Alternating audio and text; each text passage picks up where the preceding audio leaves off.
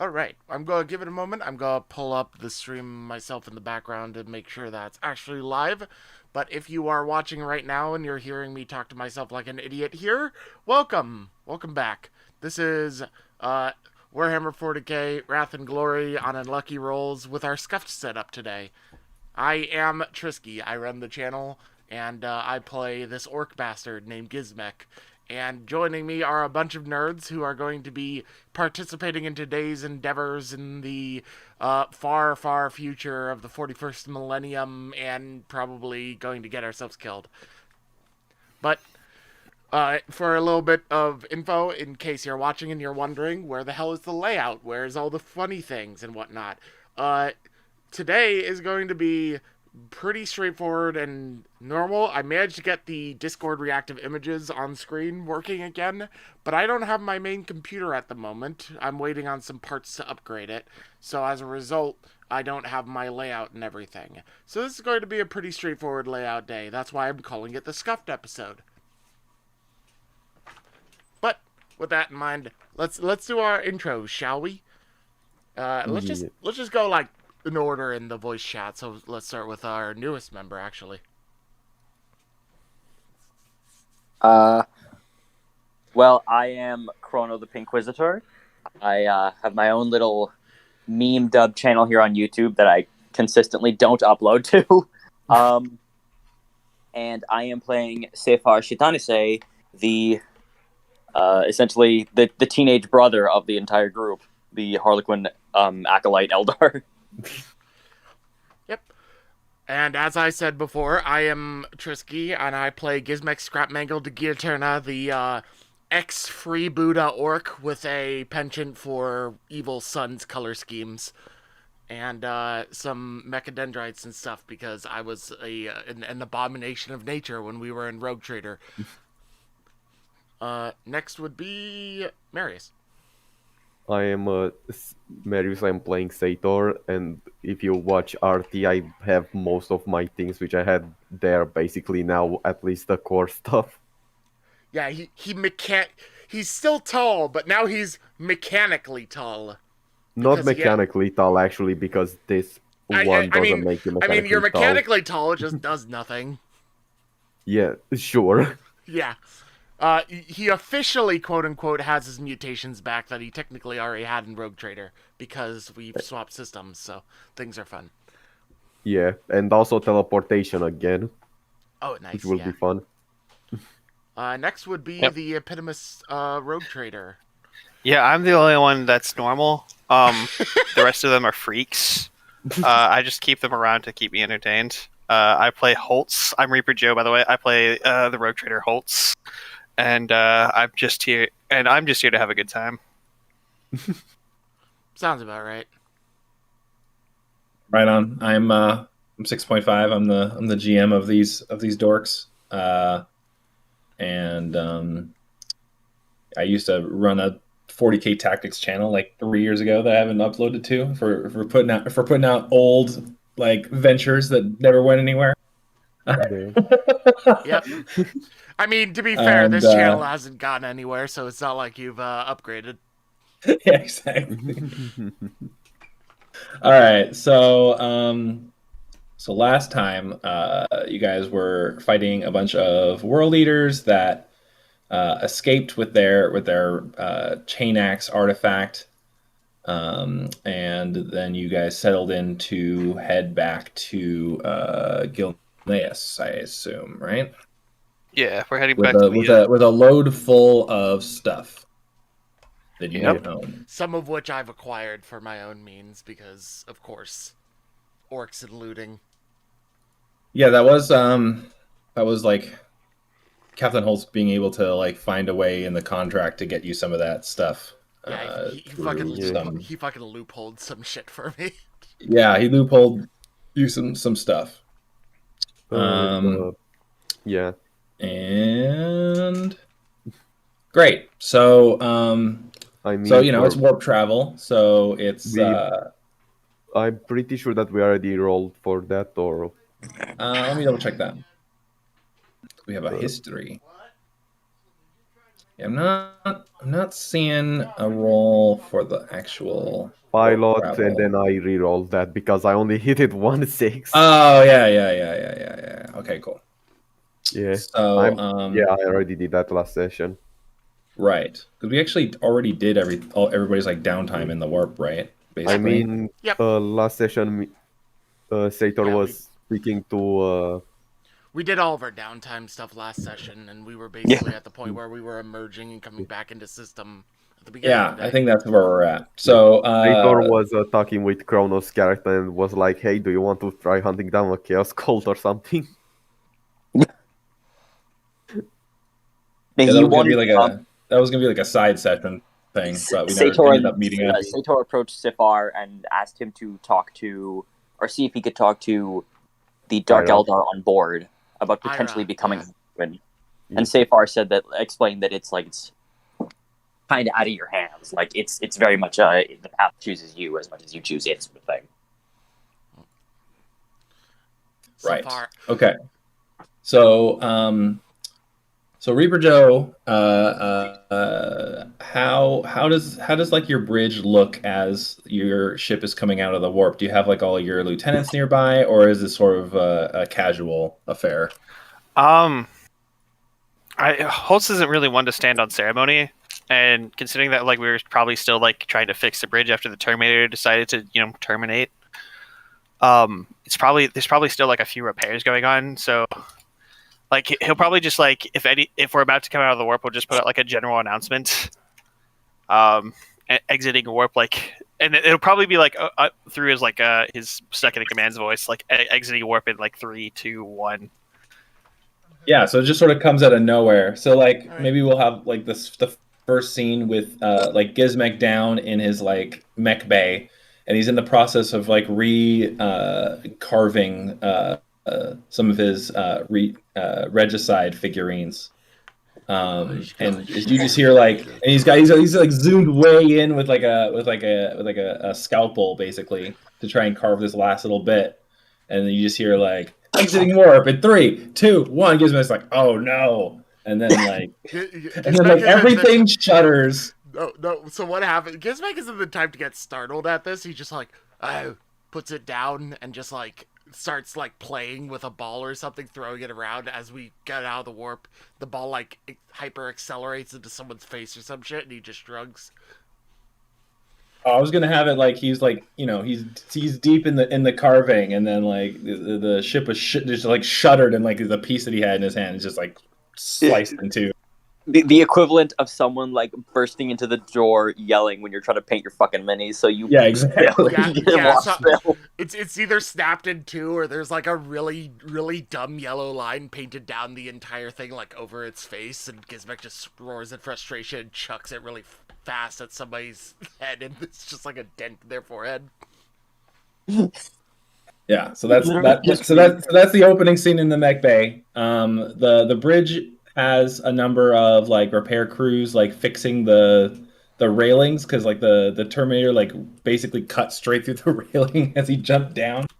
So there's like like contractors in the background with like big like saws, and they're like sawing off like metal poles to like fit onto the railings.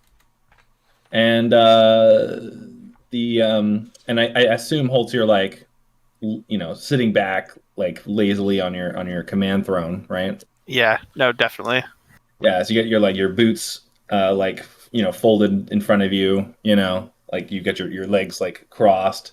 We see like the bottoms of your big like Warhammer boots, and we zoom back to the hologram projector, where the familiar face of Jaquel Veronis sweeps up into view. The call came in almost immediately. It's like he was like waiting with bated breath, and he smiles and says, "You're back. How did it go?" Lord Veronis, if you greet me so quickly, I might think you're expecting something. Well, according to my long-range scans, the mass of your vessel has vastly increased. Well, I did manage to secure some supplies from insert name of planet here. Yeah, the name of the planet was Frothus. I did manage to secure supplies from Frothus. Their warehouses were overflowing, but I had to secure some of it for repairs. Yeah, he's got a big smile on his face, and he says, "Well, at least it's all arrived. We've been aching for another supply drop, as it were. All of the shipwrights, we could ignite them again and get this defense back on track." Yeah, you said you needed repairs. What was? Were you attacked? What was out there? Holtz kind of like strokes his beard for a moment, and like looking around the crew is like, perhaps Lord Veronis, we should speak in privately. There are some grave matters that need to be discussed. All right, my people will schedule a time with your people. Yeah, and he like looks down at like a data slate, and he says, "I should be able to bring the flagship around to meet you at the shipwrights when you're getting repairs. We can meet then." Yes. If I may be so bold, as I understand it, you have a Space Marine chapter with you. Could I request the chapter master be there as well, or at least the most highest ranking member? Give me a test of some sort. Let me see. Let's see what we can do. This is more like an informal request because he's playing. Yeah. I'm not. He just has to. You have to like basically like convince him to like go out of the way to because like the Space Marine chapter master doesn't think he works for Veronis, right? So like every time he asks him to do something, it like further sullies their relationship.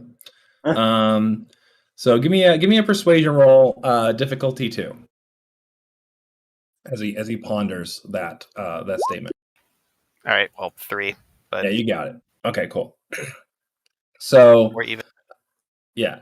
So he laughs and he says, "Well then, something very important, I assume. It's like I will see what I can do about the chapter master. He's a busy man." As should be expected of a Space Marine. Rest assured that his time will not be wasted. All right, I will set an appointment with you at the repair docks. Veronis out. He just like closes out the stream. Yep. And I mean, Holtz just guides the ship first to like the like where we're supposed to drop off the cargo. I'm sure that's been like. Yeah, I mean it's the same place that you're going to get the repairs, right? Because it's basically like the. Oh, yeah, no, it's their ship materials. Yeah, that makes perfect sense. Yeah, so like that's like the perfect place to go. So, it takes a couple of days to finally burn in system, especially because the shipyards are very close to the star. They're like one of the first couple planets. Mm-hmm. And yeah, you finally get the ship like docked into a scaffold, and there's more Mechanicus around than usual as they basically invade your ship to repair it. Meanwhile, all your materials are being dumped through your lighters over the course of this is like a week-long endeavor to fix up the ship and to rearm and refit it. Yeah. So what do you guys do for like those 2 weeks of like burning in system and then the refit? We'll start with Miras. Yep.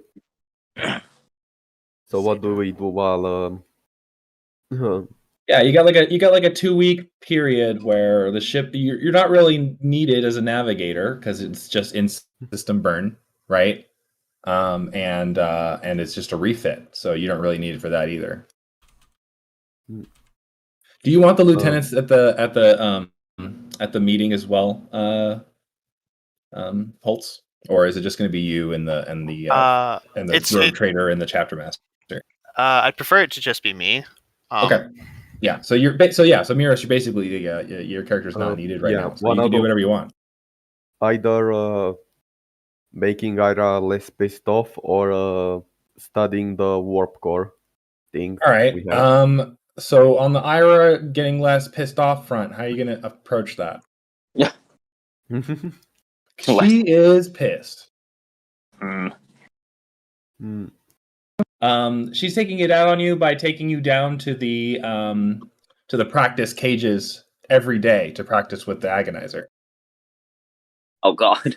I mean, I did have an idea. So why don't you give me a athletics test to see how you're holding up from such an abuse? Good thing that I have some strength. Yeah, give me an athletics check of like difficulty 3. Okay, so you're one shy unless you want to spend a wrath. What are my chances of the rat even going off? It's a 1 in 2 chance. It's a 50-50. True. I'll do it. Why not? All right. Nope. Okay, so you're gonna be exhausted. So I'm gonna up the difficulty number for until you're able to make Ira stop doing this to you. So like maybe we see Sator after one of these like grueling sessions in the practice cage. Basically, like Ira set up like a servitor and she's like dodging around it, and she's like asking you to hit it while not hitting her, right? And it's not even a real agonizer that you have in your hand; it's like a practice one. And like now and then you'll like tag her on the calf or on the wrist or whatever. She's like, as she's like handspringing around the servitor, and she'll like walk over to you and like slap you in the face real hard, and they like go again. And yeah, so like you get up to the navigator spire and you sort of sit down on your gravity couch, and you just like melt into it, like your whole body is like burning. So and then she's just standing there in front of you with like her arms folded and like a scowl on her face. What do you do?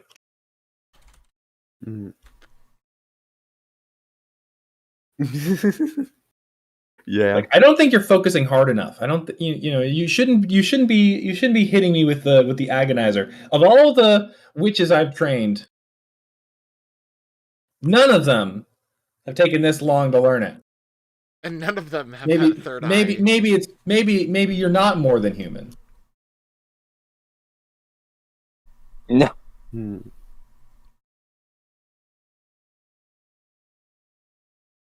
Marius thinking really hard about how much he's just gonna take here. Yeah, there's like this long silence that holds in the air as she stares at you. She says, "Listen, if I can't trust you in a fight, then I'm out of here. You have to say something." Yeah. Tell her you're pregnant. We'll stay.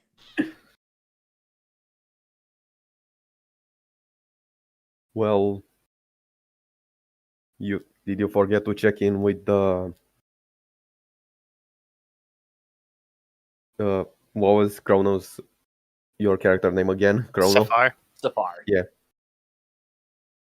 You should maybe check in with Saphar. He told me that he has potentially something which may help you get away from She Who Thirsts. Is that what you've been doing behind my back? Is speaking to the Quinn? I've had a day to speak with him, yes. You think I want to dress up in diamonds and dance around the room? It's up to you. She actually like smiles a little bit at that because that's kind of funny. And then she just like pantomimes like being a harlequin dancing around the room. Like, is this what you want from me? Meanwhile, just following her ass with his eyes. This is ridiculous. She just like stops and spins and turns at you.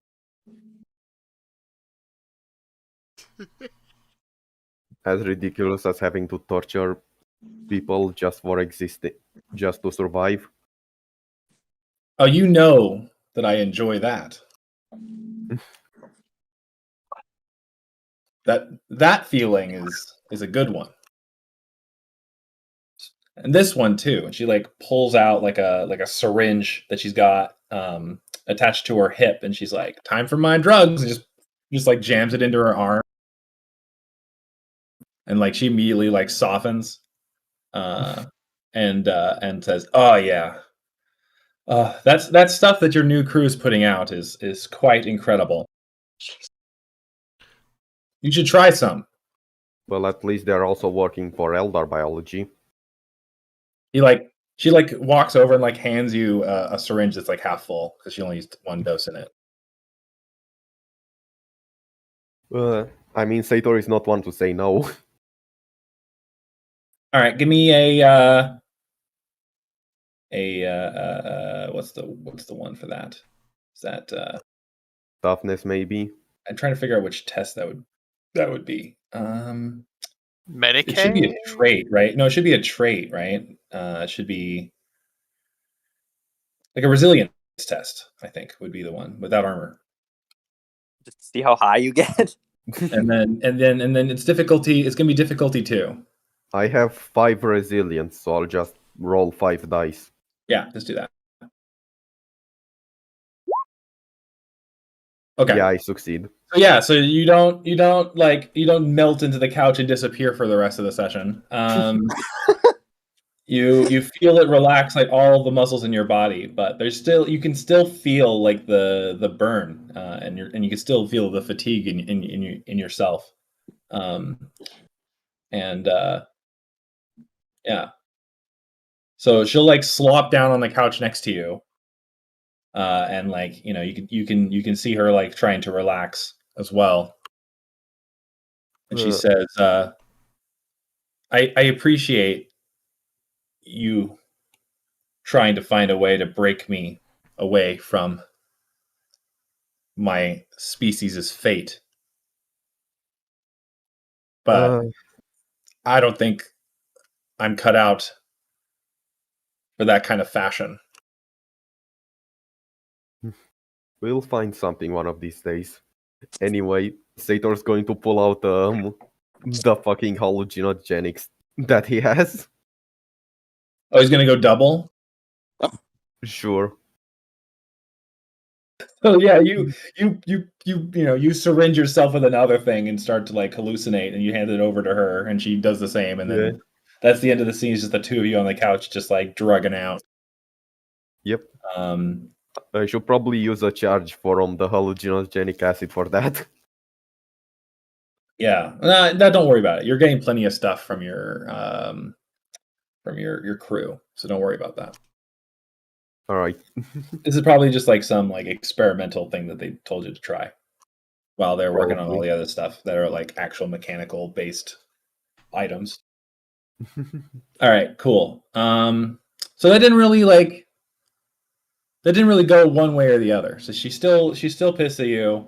So she's still gonna keep taking you to the practice cages, and you're still like a weakling. So she's not gonna be impressed with anything you do for the time being, unless you could do something to sort of break that cycle. Yeah. Is that all right? Mm-hmm. Okay, cool.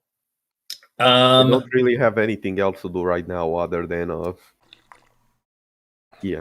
Well, we'll cycle back because there'll be another time you guys are in the warp, and then you'll have some more time to do stuff, right? Yeah. Okay. So we'll step up to Gizmek. Gizmek, what are you doing for those 2 weeks? So, my painting job on that one got interrupted by the exit from the warp, but that was quick enough to fix via stealing yet another regicide board from yet another member of the crew who's been trying to hide theirs. But in the meanwhile, Gizmek actually spends his time this time around outside of the warp, uh, catching up a bit with Grizmo and going over some of the finer points of orc culture that they've been missing out on. Yeah, you gonna do like an orc culture day? Yeah, we're doing an orc culture day, and there's probably like some random like servitors or random crewmen that have been dragged into this against their will. The servitors probably just like staring blankly, and the crewmen scared for their lives that if they don't say the right thing, I'm just gonna like smash them against the wall or some crap. But Gizmek is just going over like the finer points of what makes orcs orky. Yeah. So what kind of stuff would be, what kind of like events would occur in an orc culture day? It would probably be like just like he'd considering he's a mech boy, he would probably force a few of them to try and do like mech boy kind of work and jobs and whatnot. And when they keep doing everything to like Yumi style, he's going to get like pissed over and over again. All right, so like yeah, there's like a couple of like engineers you've managed to like grab and like pull into your mech shop. And do you have them like dressed up or anything? I mean, they're making their own armor. Okay, so they got like orc style like armor on instead of their normal like Imperial Navy armor. It's very loose fitting, doesn't look right at all. Yeah, it's got like like pictures like drawn like on the shoulder pads and stuff. It's almost like Diggin' except they even look like posers to Diggin'. Yeah, and the Evil Sun's color is red, right? Yeah, I mean, Gizmek isn't actually really Red Suns. He's Free Buddha, but he likes red. So yeah, so like all their armor's all red, right? And maybe they got like red face paint on or something. Or let's see you go fast. Let's start a a couple of race. them were like really getting into it, right? Like they're like yelling at each other and they're like breaking out into fights and stuff, and it's like a little bit of a Fight Club vibe going on in the mech shop today. Oh yeah, this reminds me of the Fight Club we had on my ship before, the spiky kids got it. Yeah, because Gizmek actually had like a death cult on his ship before it got taken away from him, basically. So he's been without one of his main means of venting as of late. Yeah, so like let's see how like how good Gizmek is at making this like little like quote unquote orc cult in his mech shop. All right, what do you want me to do for a test here? I'm thinking. Was thinking like leadership, right. Because that would make sense. You'd want them to sort of follow in your path. Like normally, if this was like normal orcs, I'd say it'd be like difficulty like 2 to get them all riled up. But because it's like a culture shift, it's gonna be +1 difficulty. So like difficulty 3, maybe. Difficulty 3 leadership check, but considering I have the orky traits, I give you strength instead of fellowship. Yeah, strength instead of fellowship, so that works out in the end for me. Let's see how. Yeah, I'd be okay with you using that in this situation as well. Okay, you're missing 1. That was actually sort of a. You know what? I'm just for the roleplay. Gizmek's really putting his all into this, so I'm going to do a reroll on the other ones and use my wrath. Sure. Oh yeah, there we go. Oh yeah, you're killing it. Okay, so you can actually shift those 6s for extra effect. Yeah, five more successes and some shifts. Joy. Yeah. Do you wanna glory and do a glory and an extra effect? It'd be 1 glory and an extra effect because each 6 would do a thing. Yeah, that's what I was saying. Yeah, because you can only get 1 glory from each test anyway. So. Yeah. Okay, so yeah, glory and then extra effect. So yeah, like you're getting all these humans like really riled up. It's getting kind of it's getting so rowdy and loud that like people are like poking their heads in and like getting sort of sucked into the event. Including like a couple of like some of the AdMech guys that are like repairing the ship. right? So it's not just people on the ship; it's also like people at the station are starting to get like pulled into this. So maybe like in the background of some of the other shots, as we see like the mechanicus like fixing stuff, like some of them have like like wah stuff drawn on their cloaks. That's how you do it. Like a shouting orc face drawn on their cloaks for now. Yeah, it's so you definitely got like a very orc culture-y day. So I'm assuming that Gizmek is feeling better after that. And I know who's that NPC that the Grot or whatever his name is. Grizmo. Yeah, Grizmo. So Grizmo's getting super into it too. He's got like his own set of like maybe some of the like shorter people. Like he's got like pretending to be Grots, I guess, and he's like the Grot leader. We got some spots on the ship. And then randomly throughout the shots of this like orc event, we see like Pippi like throwing herself into like a little makeshift ring they've got going on in your mech bay.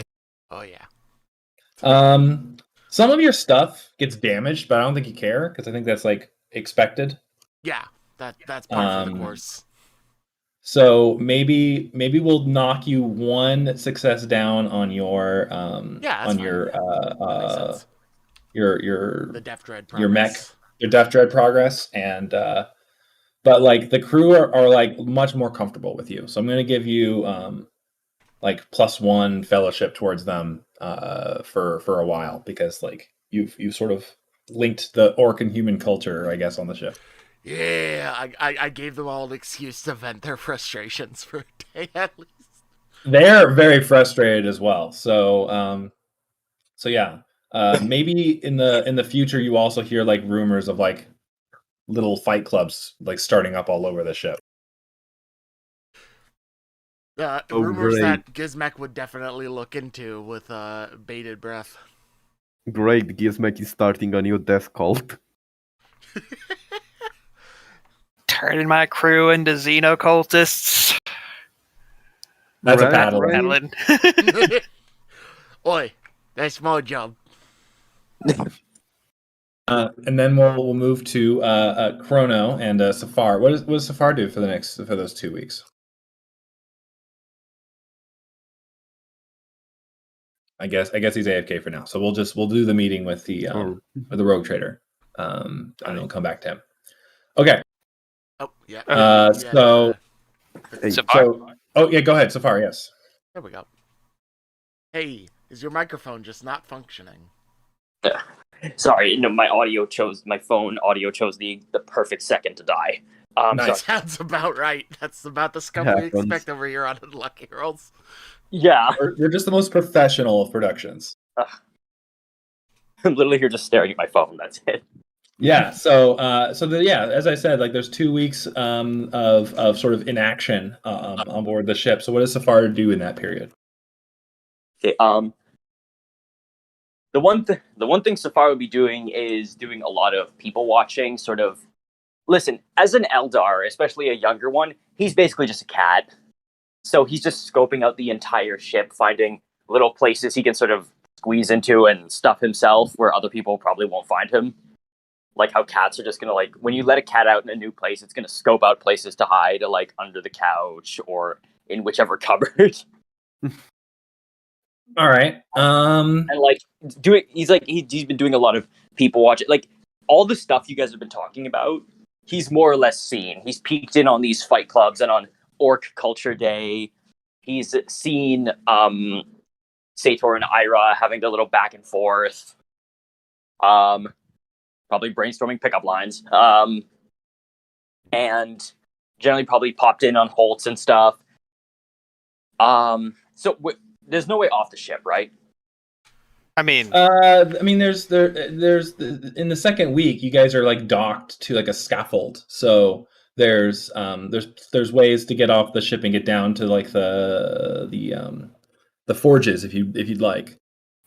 Keep in mind if you're like, you're obviously an Eldar. You have sneaky stuff, but like most people, if they see like an alien, are more than likely to shoot on sight with that, unless you're like with me. essentially. Yeah, the whole thing though is like, especially with an Eldar or a Harlequin, infiltration's a big thing. So like, I'd imagine he'd try at least for like a few, just for some cheap thrills, to like get down to the surface of the planet and like fuck around a little, like shift, like find some high. Is it more like we're on the planet, or are we on like a space, like you said, scaffolding? Yeah, like, Yeah, no, so there's scaffolding, but there's also like lighter ships, like constantly visiting the ship to load up to load up on all the components and take them down to the we're forges. offloading the supplies, so that would make sense. Yeah, and then the lighters come back with like finished ship parts to like fix the pieces of the ship that are missing. I just imagine Saphar probably gets on one of the ships inside of a box, fucking Metal Gear style, and heads back to the planet. Yeah, I was thinking something like that. So I think I'm gonna have Saphar make me a stealth roll, and we'll see how that little like excursion down to the forges goes. Stealth. Let's see. So go ahead and give me a stealth check. It's gonna be tough because there's a lot of checks that go in this, and there's a lot of people, and if anybody keeps I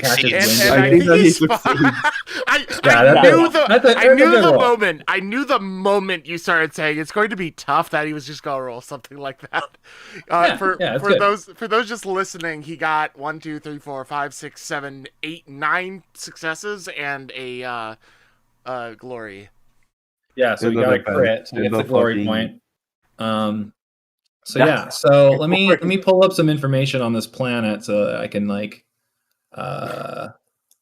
properly tell you what's going on down there. We caught the GM with his pants down. We win. While you're sucking around. Well, I didn't think anybody would go down to the planet. So exactly. That's my point. We caught you with your pants down. We win. Yeah. So this planet's called Avakris.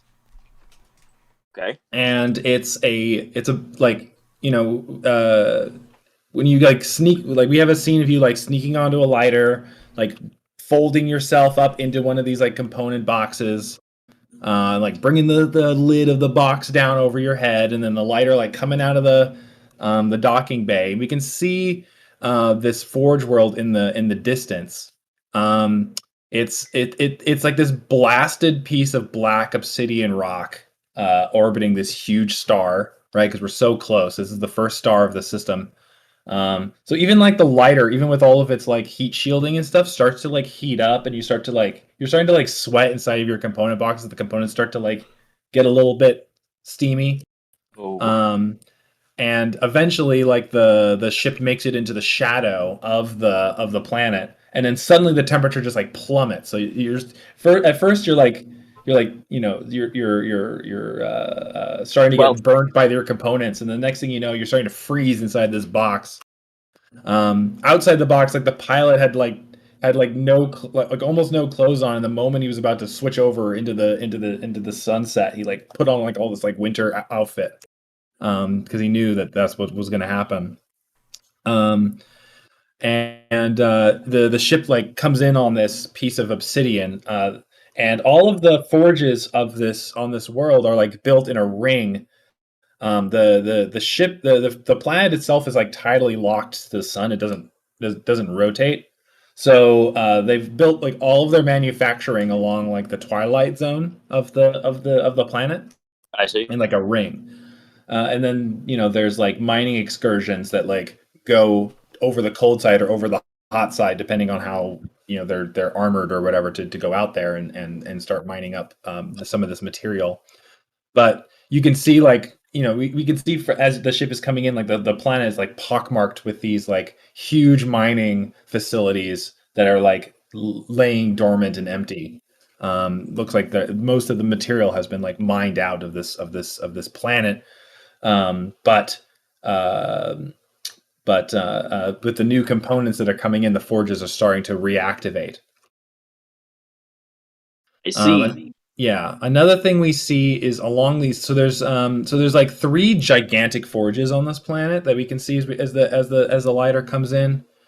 And the lighter itself makes it to one of these gigantic forges that are active. and the lighter like lands in a docking bay, and like mechanicus servitors like come in and like grab boxes and start like moving them around. So we like the camera like focuses inside of one of these boxes as it like gets like is like shaking around with Saphar inside and all these like kind of heavy components. So give me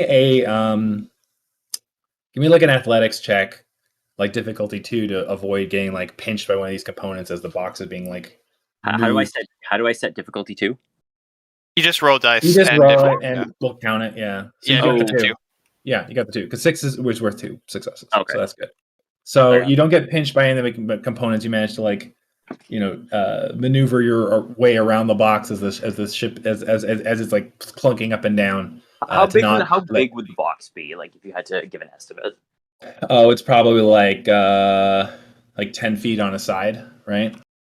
I see, like 10 feet by 10 feet. By 10 feet, yeah. It's it's gonna be a cube, so it's huge. It's huge. Okay, with lots of big components. Importing into like a little briefcase or some shit. No. Okay. It's definitely big enough to fit you. It's just there's a lot of other shit in there that's like shaking around, right? He has his own little like bullet hell mini game in there. Basically, yes. That's what that roll was the bullet hell mini game. Oh boy.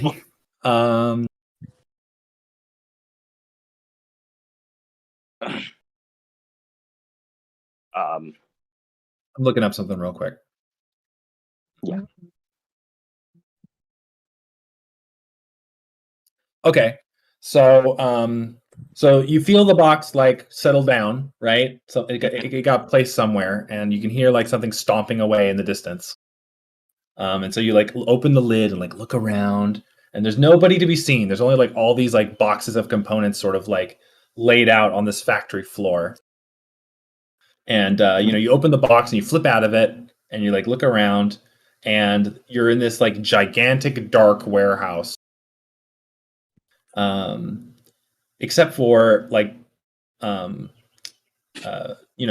scan like 360, and then you get to the very end of it, and there's a big spotlight pointed up at something against like one of the walls, and it's you see this enormous Titan, like up on chains, all of its components like arrayed. It's huge. It's like the size of like a skyscraper, arrayed and broken apart, as you see like little mechanicus like robots like crawling in between them all and like cleaning all the parts of armor and stuff. So it's like a decommissioned Titan on the wall. I see. And you've never seen one of these things in person. And it's absolutely terrifying. Oh, like, what's it called? He in that moment he sees it. He's like immediately in awe of the thing. In his mind, it seems almost like the Wraith Lords that he would hear a lot about back on the craft world, but was never allowed to get near or touch. So, like, in his mind, it's like that. So he would absolutely just sort of take a moment to just sort of like scan his eyes over the thing and sort of really drink it in. Yeah, so we see like you like looking over the whole thing. You see like all this terrifying weaponry. For those that know what it is, this is a Warlord Titan that's been sort of decommissioned, and it's on the wall. So it's got like these gigantic back cannons that are up at the top. It's got enormous weaponry on its arms, and it's just like armed to the teeth. But it's in pieces. Like it's being like held together onto this wall by chains. But it's like massive. You scan across and you see on the like it's painted like this like lime green color on the armor panels, and on the like the chest panel it says Gaius Fastidio, in like huge lettering. Like the lettering would be bigger than you, right? If you like we were actually standing next to it. It's like the Hollywood sign. Yeah, it's like Hollywood sign style, but like because you're so far away from it because of the size of this warehouse, you can sort of see it all in one go. Yeah. And you get like this sort of like this feeling of like innate fear looking at this machine, just from the scale and the size of it. Mm-hmm. This god machine is just like lurking over you, and even though you know that it's a dead god, it still feels menacing. He Saphar has he having interacted with some of the tech priests and cultists on the ship, he always had maybe a bit of sort of a almost condescending musing towards their religion, but now in this moment he kind of starts to get it. Why you feel like something like this would be more than a machine, why it is some sort of manifestation of some kind of god.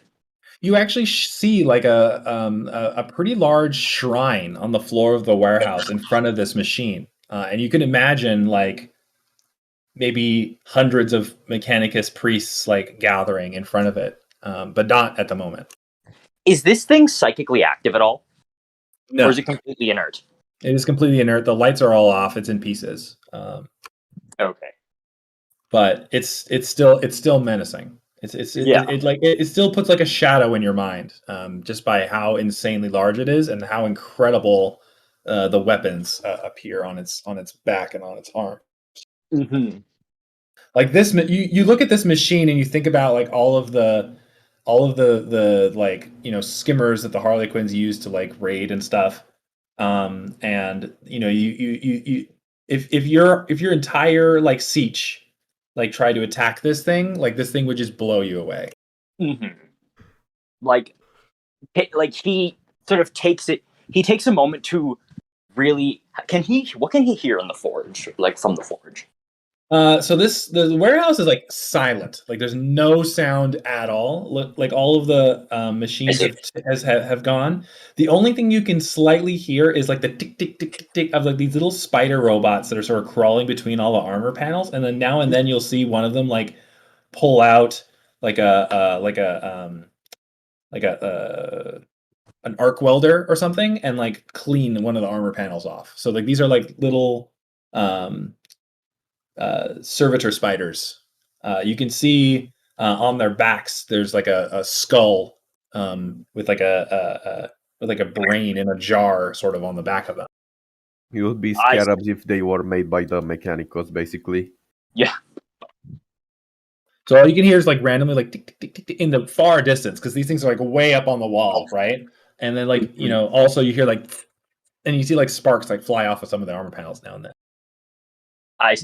What he's taking is like a moment to imagine, like, because he's sort of become he's getting used to sort of the sensations, an artistic appreciation for what battle is like, the slashing of swords, the firing of small arms, the dancing and laughter. But now he's imagining what this machine, what this thing must sound like, and what it must be like to see this thing in battle. This machine sort of like is like the opposite of anything that you thought about of battle, right? Like you think about a battle as like a dance and like a performance, warfare, fighting from right? the shadows. And this thing is just like destruction, and it's made in its own form, you know? Yeah.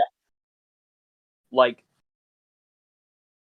you can see why whenever someone talks about fighting the Imperium, everyone's sort of like, because you know you fought Imperium troops before and they've been like nothing, and you're like, now you know why.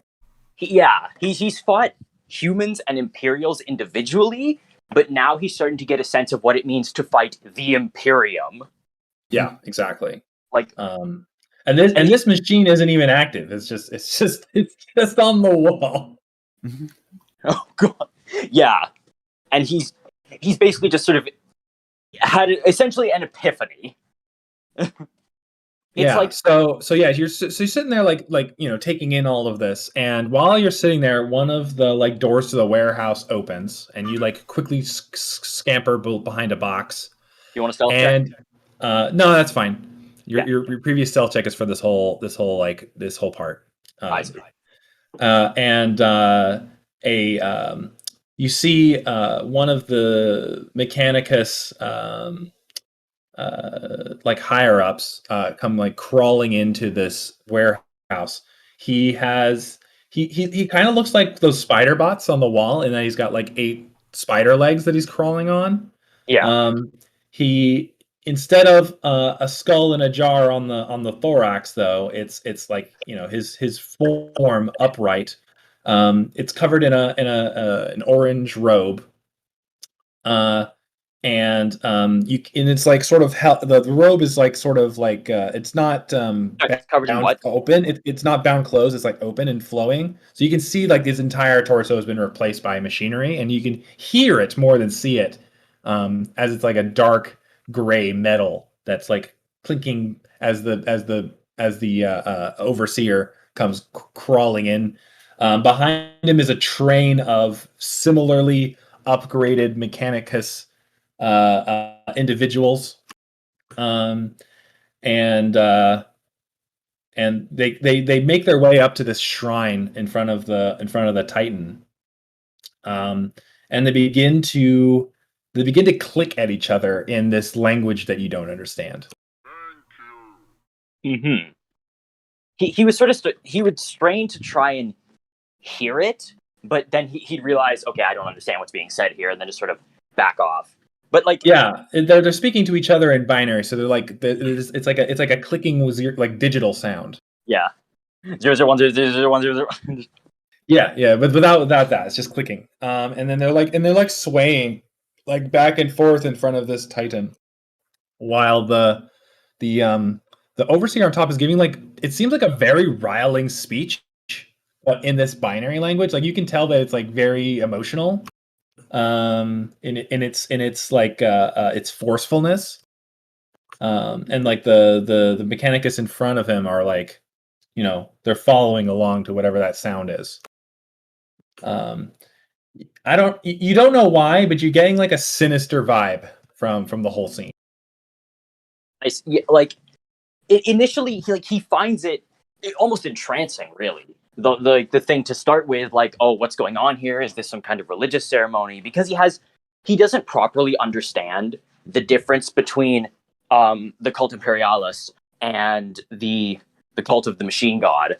He doesn't really know what the difference is, or like he understands there's a bit of a difference between Mechanicus humans and what's called normal humans. I mean, there's a huge difference here. These guys are these men, quote unquote, are like 1% organic. Like they're almost all machine. Yeah, like in his mind, they almost seem like Necrons to him. Like his mother would always terrorize him as a kid with stories of Necrons and like these horrible mechanical abominations. So they almost feel like that to him. He's incredibly interested. He finds himself now sort of incredibly interested in everything about the Mechanicus and wants to know more. Like it's become his latest hyperfixation, just like that. So then while you're watching and you're like affixed, the head overseer guy, he starts walking up the wall on his spider legs, right? And he walks up to it looks like a huge like tapestry like banner that should hang between the Titan's legs, basically. Yeah. And he crawls up onto this banner, and you can see like his tiny form on this banner, and he like pulls out like a can of spray paint, but like sci-fi technique, right? And he starts spraying, and he sprays this symbol onto the banner. And when he does so, everyone in the crowd like cheers. Mm-hmm. Then he like starts crawling down the wall, and then like crawls out the door that the whole procession came from. All of the other Mechanicus guys like turn around, and they like start to sing in this binary, and then a bunch of doors open up, and like all of these servitors come out, and they start like moving all the boxes of materials around, including the one I'm in. Including the one you're hiding behind. Yes. Oh boy. So we're not going to make you roll, but you manage to make it to like a side corridor behind one of these servitors. The servitors don't really seem to care that you exist. Like now and then they happen upon you, but they just like walk right past you. Like they don't care about you. They're not programmed for like security or patrol or to be out on the lookout for a Xeno. They're just it appears they're programmed to move boxes. Yeah, it's like it wouldn't occur to them. Yeah, they pass the butter, Yeah. It would take Saphar a minute to realize that these things are unconcerned with him. Like, he would try to duck them, but then eventually when he accidentally comes face to face with one and it just ignores him, he realizes these things are like, in his mind, he thinks they're in some kind of trance or something. Yeah, and so you notice that. Give me a sort of like a perception check of some sort. It's probably going to be a cunning check, actually, with intelligence. Yeah, give me a cunning check with intelligence, difficulty 2. How do I set difficulty 2? Well, no, we just count up how you do. So you crit failed on that one. So Okay. you have no idea what's going on. You just see boxes being moved around. There's nothing sinister going on here. This is just normal factory floor stuff, you know? Yeah, but like that aside, what is the symbol that was spray painted? Could I get a? Let me see if I can give a good description of it. It's like it's probably just like a cog, like a cog in a machine. Like two, yeah, it's two cogs. It's two cogs. One's like very large, one's like very small, and they're like in a diagonal shape. Okay. Yeah, you're not really sure what the significance of that is because you don't speak the binary. I was concerned like if it's like an 8-pointed star of chaos or something. No. But yeah. So you managed to make it back onto a lighter within some. You find like the components being sent back to the to the Blackstone, and you make it back to the ship. So that's your outing. On his way out, he would absolutely sort of catch a glimpse. Would he catch a glimpse of like the giant forges, like the massive? Not with a 1 on your cunning. Oh, okay, yeah, good point. Yeah, it wasn't for anything. It was just for sightseeing. Yeah, like you realize your time is sort of up as there's a lot of activity happening, right? And you didn't want to get caught, so you just wanted to get out of there. You didn't catch anything else happening, basically. Mm-hmm. You did hear the forges reactivating as the parts make it into the side of the factory floor. I see. But that's all you got. In summation, though, like he managed to catch a glimpse of the Titan and got his little thrill of going out and almost getting caught. But the big thing is he got this, like, just looking at those gigantic weapons and seeing how big and destructive they must be is something that's probably going to stick with him. Oh, I'm sure. All right. So that's your outing, which is crazy because most people have never seen a Titan before. So and you saw fucking Warlord Titan. Yeah. Which is fucking. It's one of the hugest ones. There's bigger ones, but they're like extremely rare. So now he's more curious about human culture now. He wonders, like, if they worship these machines as gods, what must the Emperor himself be like? Oh, he's got to be fucking crazy if this is a god, you know? Yeah. He's like, oh man, that Emperor must be fucking nuts. All right, so now we'll go back to Holtz, and we'll have this meeting. I need to look up and see if there's like a in lore name for this chapter master real quick. So take 2. Actually, so while you're doing that, Holtz would actually be using his contacts to figure out everything he knows about to figure out, like, if he could figure out something about this chapter master, to figure out what they're like too. So yeah, I'll see what's up with that. Give me a roll for that as well. Yep. And I'll give you information based upon how good the roll is. But I need to figure out if I need to make up somebody or if there's already somebody made. So I got 5 successes. That's a pretty good number. I'm into that. I think it's a DN2 normally. So. Yeah. I think there's like a factions section in this book. Just give me a minute. You guys can talk amongst yourselves while I figure this out. So about that digging knob, I'm starting on your ship. You're just gonna be sent. I'm just gonna have them be sent down to fight Tyranid cultists. So sounds about right. Like, Uh, Holtz doesn't care that's more just me being tongue in cheek.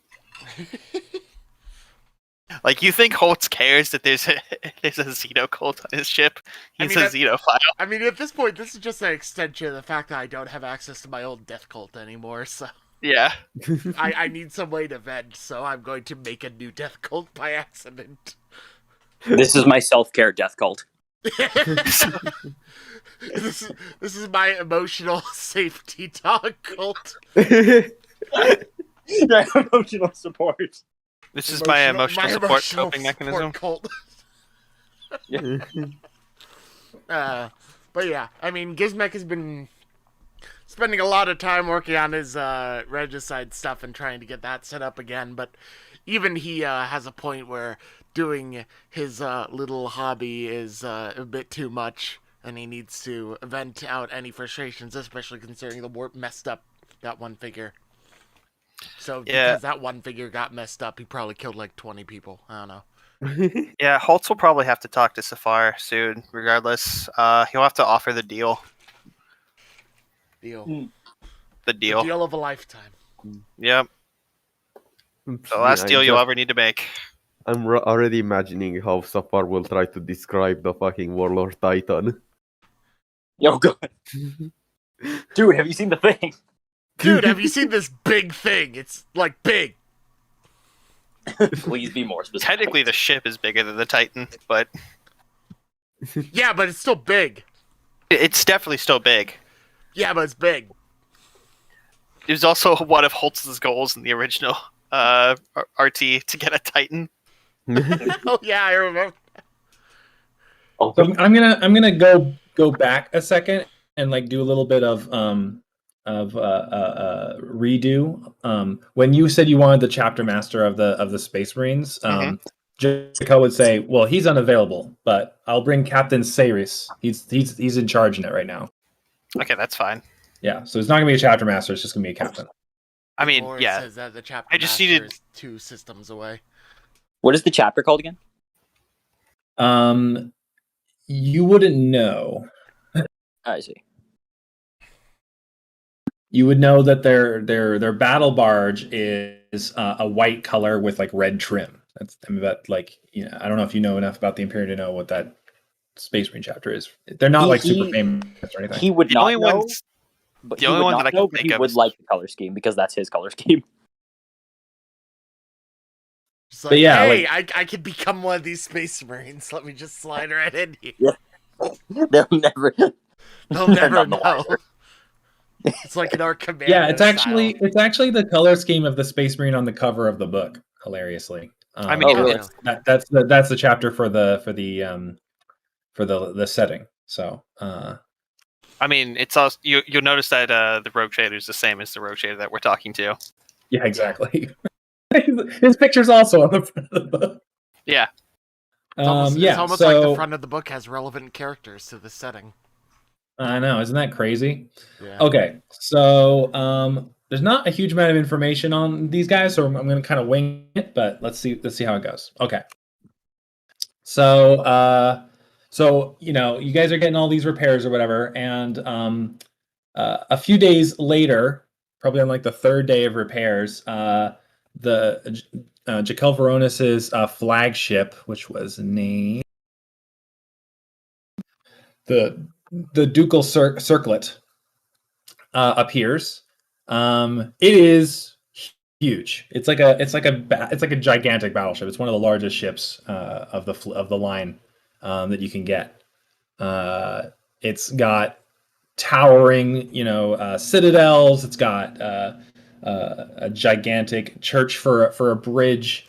It makes the Blackstone look like a little pea shooter, the size of this vessel, and he's surrounded by support vessels as well. One of which is another large ship that's probably about the same size as the Blackstone, which is a Space Marine battle barge.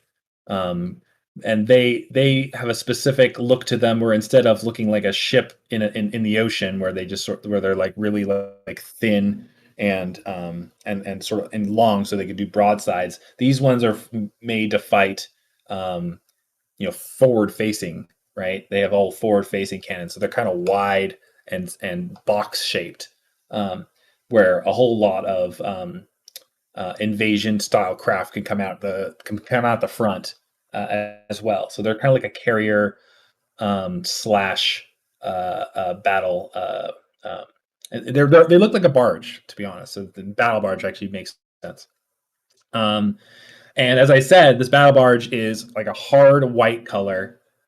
It's actually like kind of bright to look at, with red trim, or all of the symbols on the side are all in red, including the all over the ship in the double aquila, the double-headed aquila in red. Yeah, which only like Space Marine legions can use on their vessels. It's a little bit a little bit terrifying seeing this vessel and its support and the Space Marines appear off the side of your guys' ship. You can see a number of lighters going back and forth between the scaffolding and this massive ship that showed up. And next thing you know, you receive a request for a meeting. Holtz, he's gonna invite you aboard his ship. Yeah, I figured there was going to be a display of power here. Not necessarily for me, but, partly for the captain as well. So, yeah, I kind of expected as much. And Holtz will send his, RSVP. And yeah. Who nice. are you bringing with you, or is it just going to be you and your assistant and like some like voidsman? Holtz will. So, like, part of the reason he's being like secretive about it is probably because he's going to mention like stuff about the World Eaters and like the fewer people that about Right. it. It's probably the better. Yeah. So, like, as few people as possible. Like, I'm pretty sure the only other person that really like knows what's going on is probably like Wanderer. Yeah, so I think it's just gonna be you and Wanderer and like a token a token protection squad, right? Yeah. And they're gonna like be standing outside the doors. They're not gonna be standing in the meeting or whatever, right? Yeah. You board a shuttle. You make it over to the Duckle Circlet. The Duckle Circlet is like the most ostentatious ship of all time. Like everything is like covered in gold, right? Blackstone. Like the even like the docking bay like entry ports are like overlaid with like some sort of like scene of Kelveronis's like bravery, like inlaid in gold around the outside rim of it. Sounds about right. Yeah. Yeah. This guy is like super full of himself, obviously. As you are escorted, you don't. He's not even like there in the shuttle bay to meet you. It's like a diplomat is there to meet you with his little like honor card. And he bows and says he'll take you to his lord, the rogue trader, Jaquel Veronis. And he said every time he says the entire thing. Yeah, Holtz doesn't even seem like particularly phased. Yeah, that's part of the course. So he takes you down all of these these corridors. It's through it's from the lighter bay, so so most of the corridors at the start are all like hard metal, normal interior of a ship. But at one point you get to like the noble section of the ship, and suddenly it's like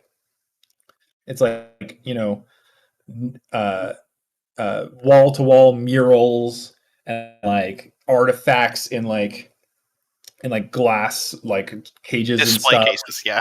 Yeah.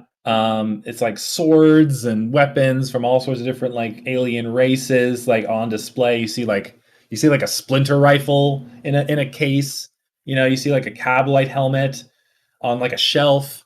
You see like a mural of Jaquel Veronis like up on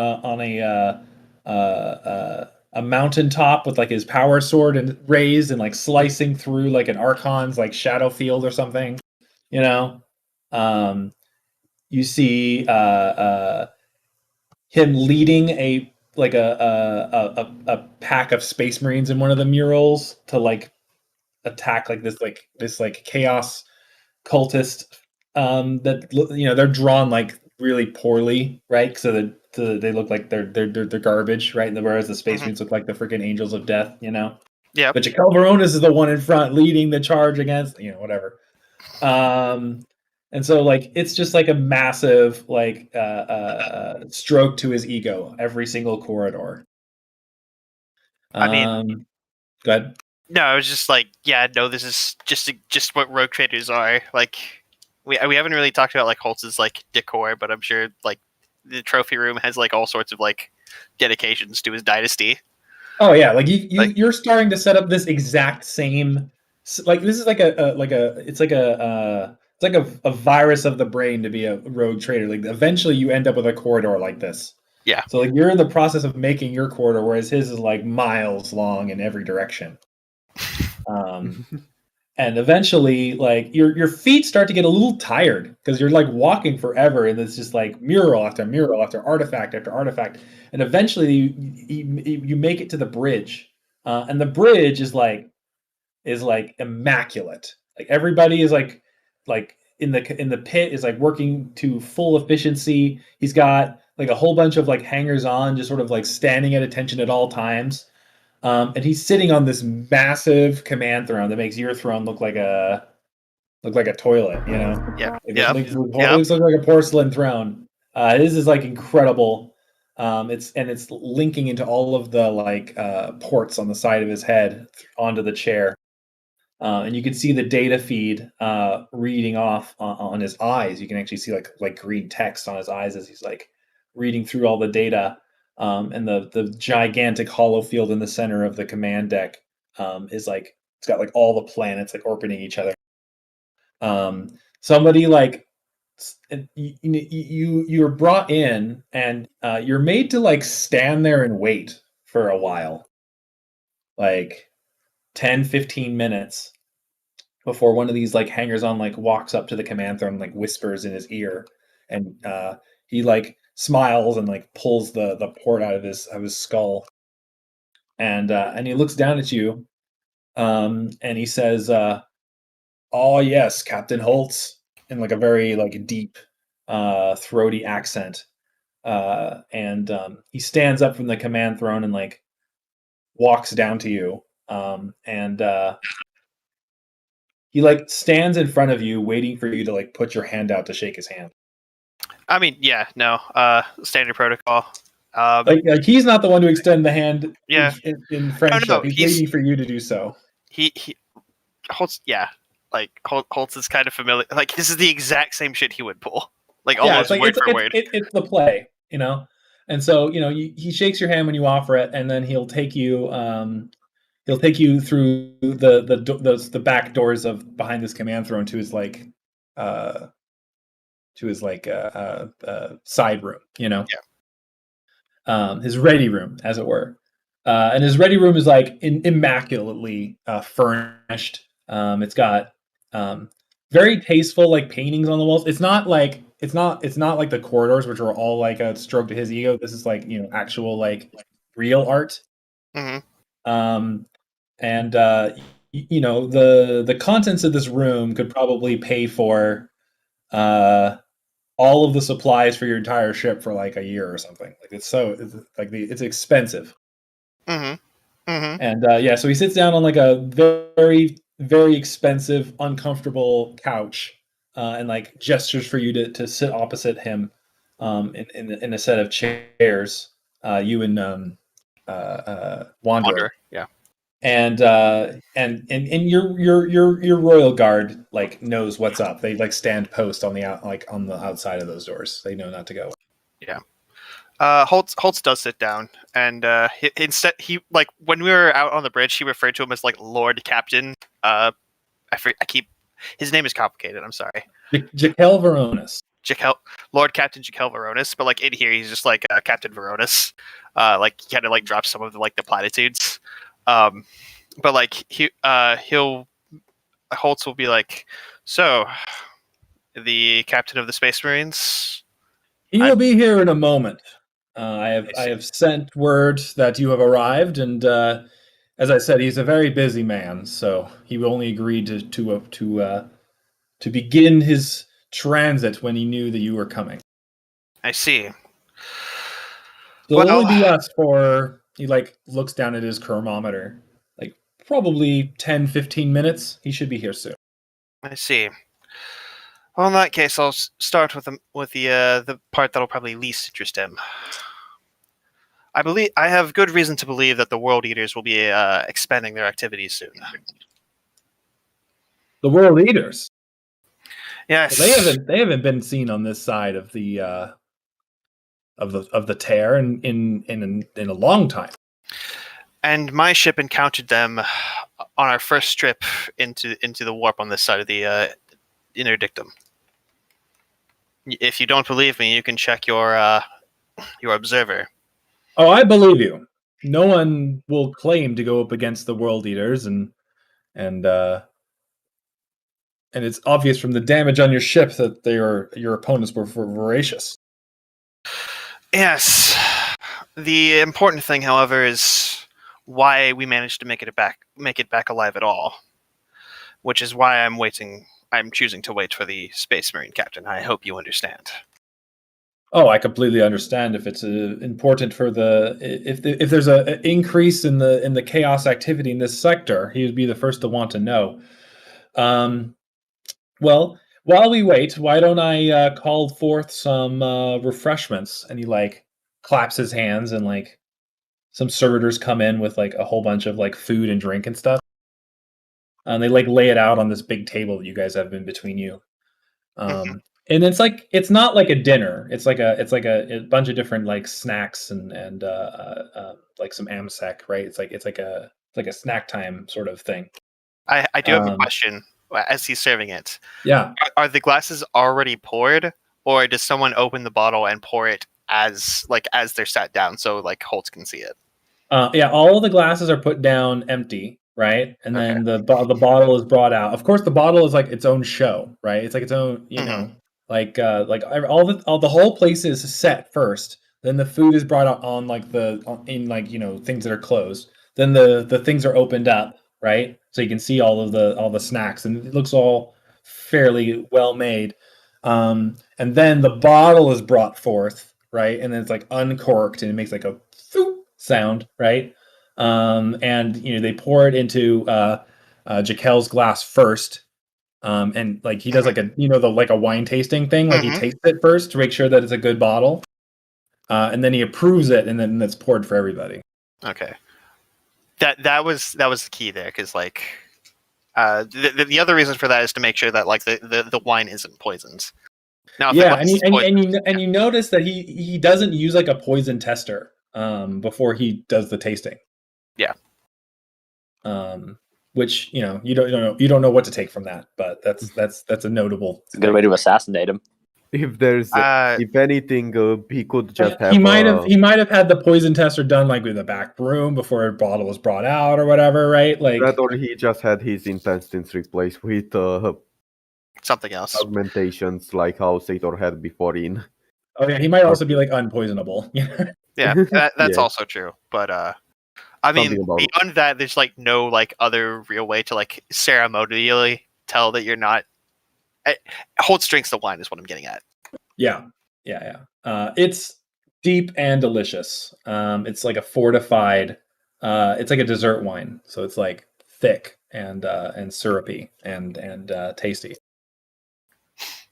And so like maybe he chats to you about something surface level. Maybe he talks about the fact that like he's so happy that the forges are back operational. Like there's so many parts aboard his ship and the support ships that flank him, and the others that are defending the line around the planet that needed repairs. And this has been an incredible boon for the Imperium. Your travel. Holtz, humbly accepts, the praise and says, "I'm merely doing my duty for the Imperium. That I can be of such service as yada yada yada."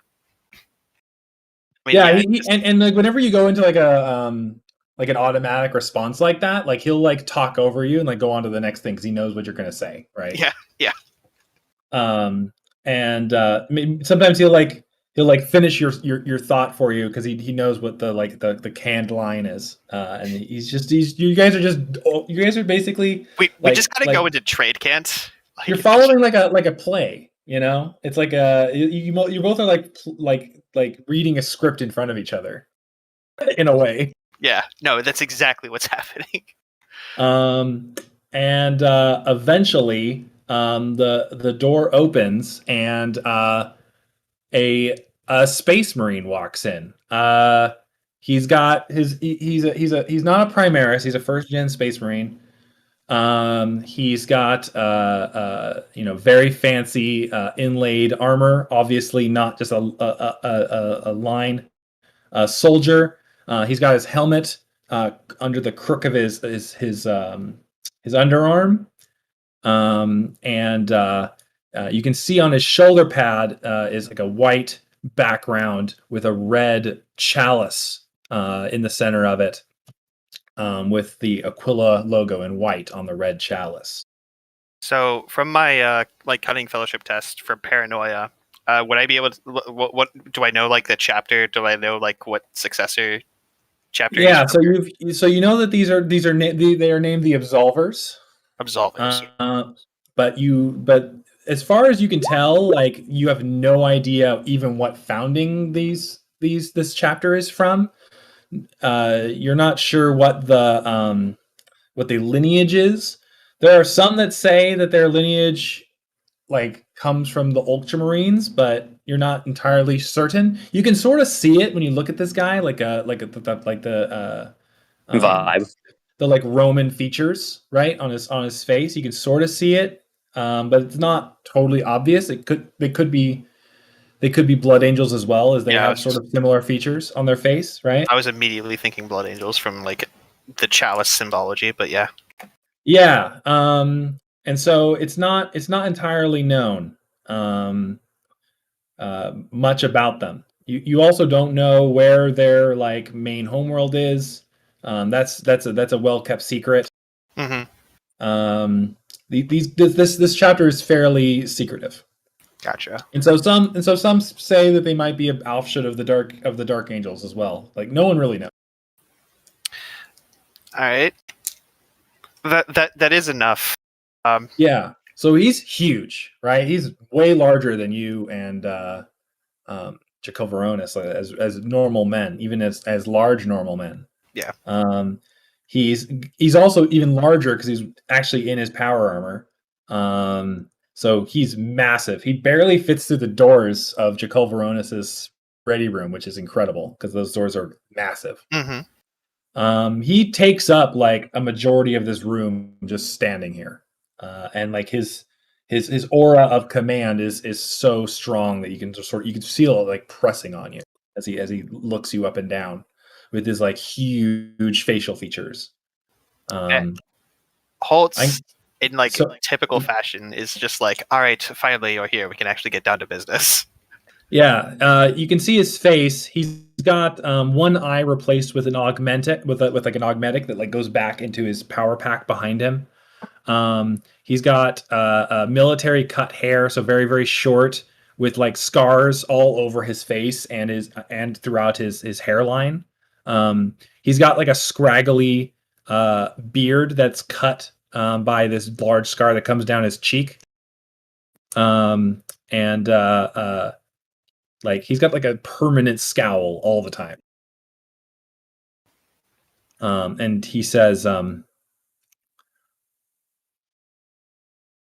he like bows his head a little bit to Jekyll, and he says, "Captain Veronis, and you must be the new captain. Holtz, was it?" Yes, Captain Holtz of the Holtz dynasty. Last of his name. And he steps forward, and instead of giving you like his hand for a handshake, he like puts out one finger. And his finger is like large enough for you to barely wrap your hand around. I mean, I mean, it I makes haven't seen sense. too many Space Marines, so I'm actually kind of a little taken aback a little bit, and then I kind of assumed that we're going for a handshake, so I just kind of wrap my finger out and just like shake it, like Yeah, no, he shakes your hand, but like you can only shake his finger. That's how big his hand is, right? yeah. All right, Actually, important question: which finger is it? It's the pointer. It's point finger. Good. I haven't pissed him off yet, so Yeah, he's not gonna make you shake his middle finger, or his pinky finger, just to be like even more ridiculous. yeah. And you can like hear the machinery of the power armor as he moves around, like whirring to his every movement. And then eventually he like he after he offered his finger, he like he takes one small step back and like sort of stands in a military at ready pose with his feet ajar. When he does so, he like makes like a scratching sound on the wooden floor as he like slides his feet apart. Mhm. And there's like an obvious like mark on the floor now. It's not my ship, so I don't care. You can actually see like Veronis wince, like visibly wince. And Captain Verona says, "You didn't have to come in power armor, Ceres. Well, look what you did to the floor." And he like points down, and Ceres just like looks at him and he goes, "One should always be ready for a fight." Like completely deadpan, no humor, and then points his head towards you and says, "I'm heard you have some news for me of the outside." Indeed. And like while Veronis and the captain were like arguing, Holtz was like giving like the signal to Wanderer to like set up like a display, and Holtz turns to Veronis. Is it all right if I explain from the beginning? It's relevant. Yes, we've got some time. Yes, and he like looks over to Captain Ceres, and Ceres just says, "I have exactly 37 minutes or something like." You'll have more, trust me. And Holtz just begins with, so we were attacked by world eaters in this sector. And he to fast forward a little bit, like he explains like how we initially like went into this sector. Like we were attacked by world eaters, like chased into the sector, yada yada yada. And we met with Captain Veronis here, and then like we got our assignments.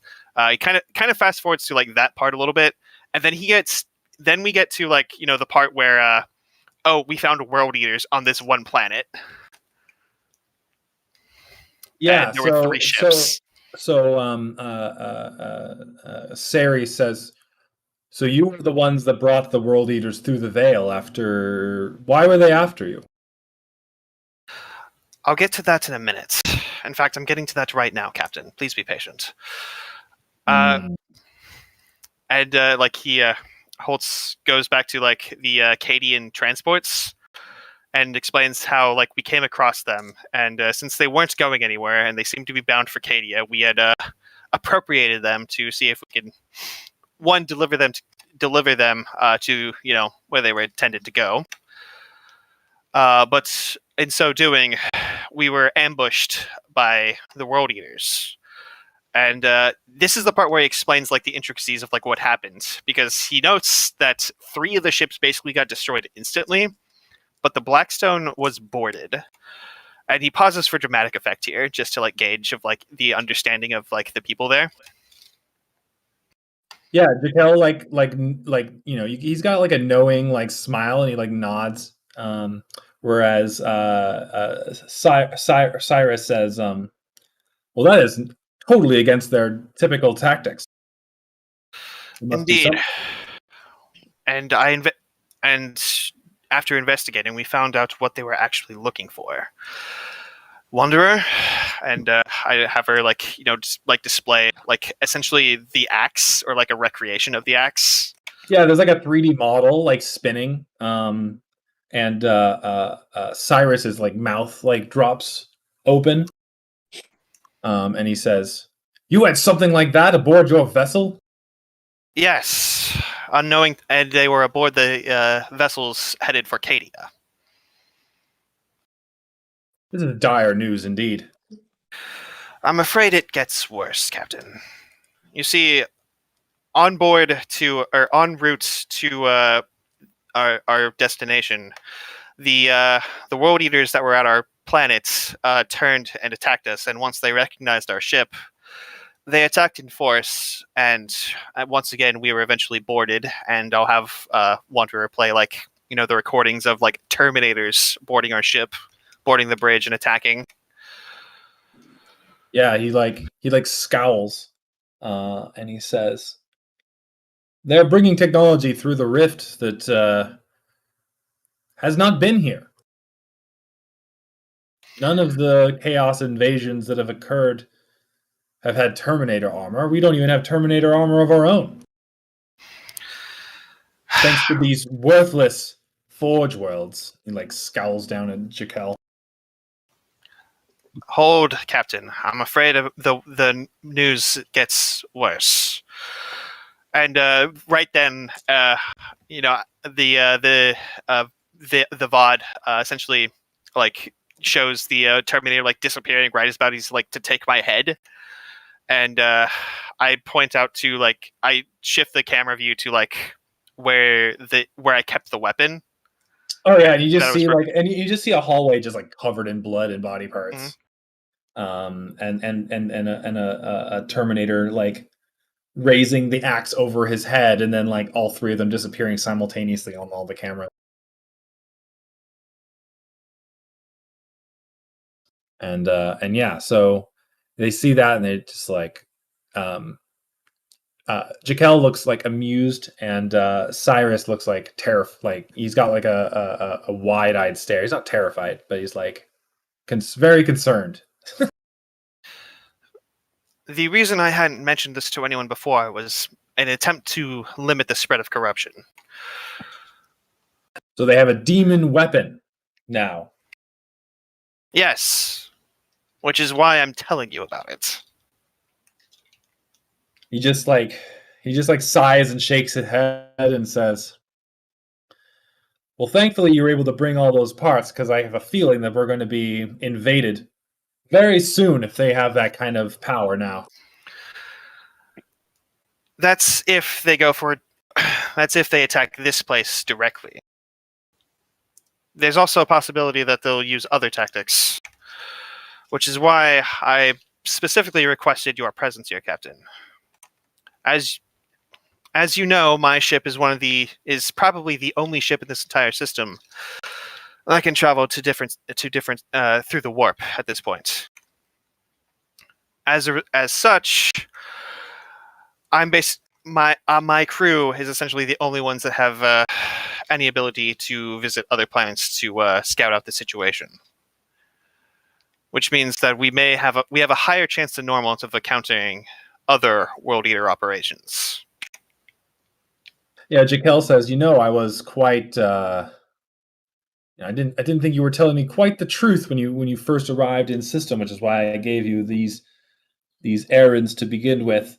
But you've made it there and back with a full load, and so it's obvious that you are capable of traveling. I didn't want to believe it at first. Cyrus says, "Well, you must provide that technology with us immediately." I'm afraid that's not possible. And Jekyll puts his hand up when Cyrus says that, and he says, "That we can't force him to do anything, Cyrus." He looks back at you. I'm afraid that's not possible. Otherwise, I'd be doing my duty to the Imperium. So, rather than waste our time with that, I'd rather propose I'd rather offer a different proposal. Captain of the Absolvers, I would like to humbly request a kill team to board my ship. All right, we're going to need a persuasion roll, and it's going to be a big one. Yeah. It's going to be 5. I think. You might want to use at least one glory for this. I'm definitely going to use a glory. Yeah. Actually, let's make it difficulty 6, because it's going to be pretty tough. Go ahead and use both glory. Can we use as much glory as we want for rolls? You can use both if you want, yeah. I'll use both Alright. glory. You Can do you the use 2 extra red dice? to give yourself any bonus? I'm pretty sure that you cannot. Yeah. Reroll +1 to defiance checks, narrative declaration, and restore shock. Yep. Yeah.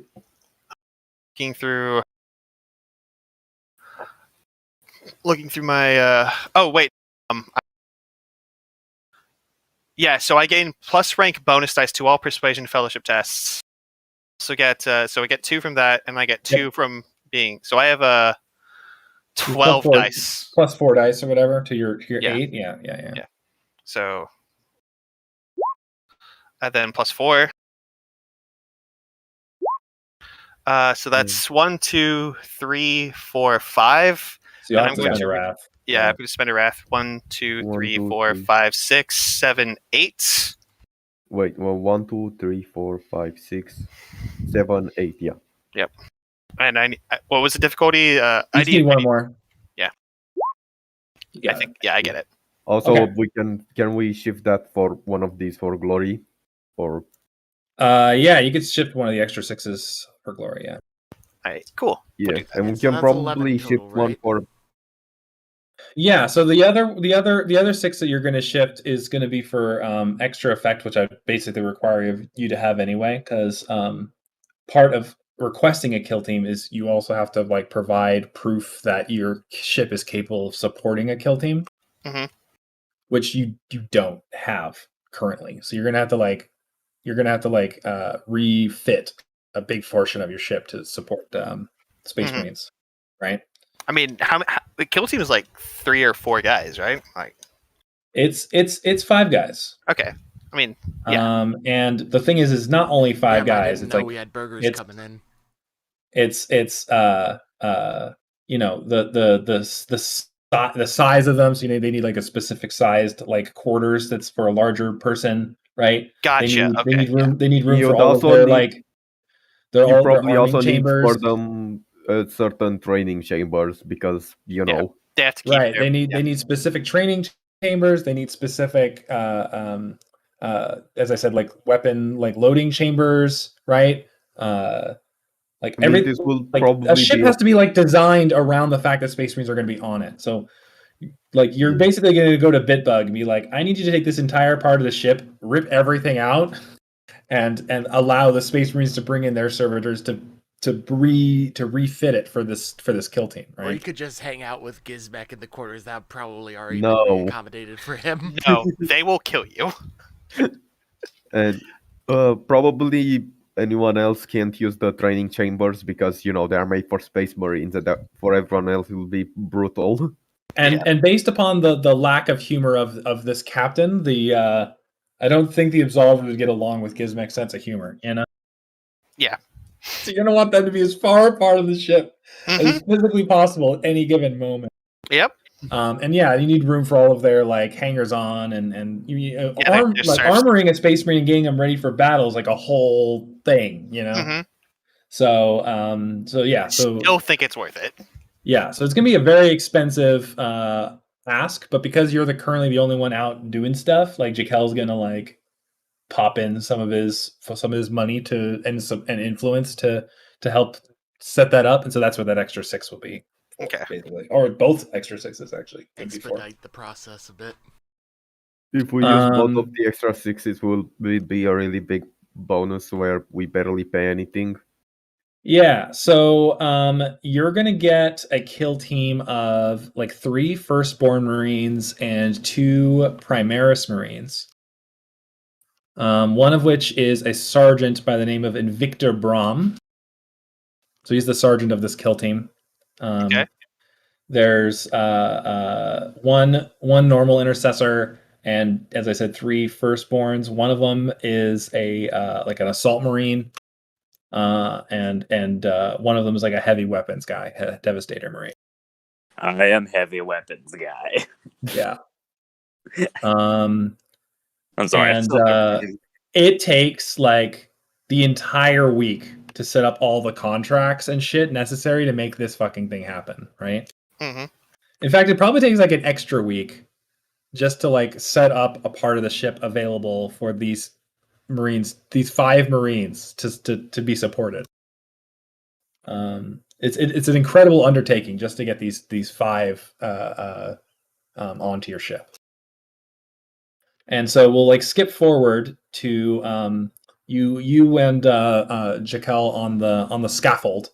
There's like a meeting room on the scaffold that's specifically like set up for him, so it's like, you know, actually well adorned and not like a mechanicus nightmare. Yeah. And this sergeant that's going to be on your ship, he's even taller than the captain. He's pretty bears, yeah. Yeah, the captain was like 8 feet tall. This guy is like 9.5 feet tall. He's massive. Everywhere he moves, the whole floor shakes. Like the whole ship shakes as this guy moves around. You know. And similarly, he's got like his helmet under the crook of his arm. He's wearing the new Mark power armor with all of the like ab plates. And you're basically like staring into his belt. You know. Mm-hmm. And he's got a very similar look to his captain, in that he's got the short military cut, like the beard mustache combo. He doesn't look as old as the captain. He looks fairly young.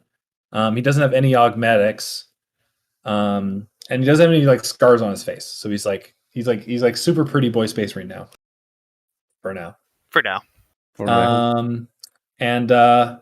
And yeah, so this guy is actually the Space Marine on the front of the cover of the book. Is Invictor Brahm. And you know, I'll offer my hand and say, Sergeant. Yeah, he just like waves the hand away. He doesn't even do like the finger like shake. And he says, we're ready to go into the unknown.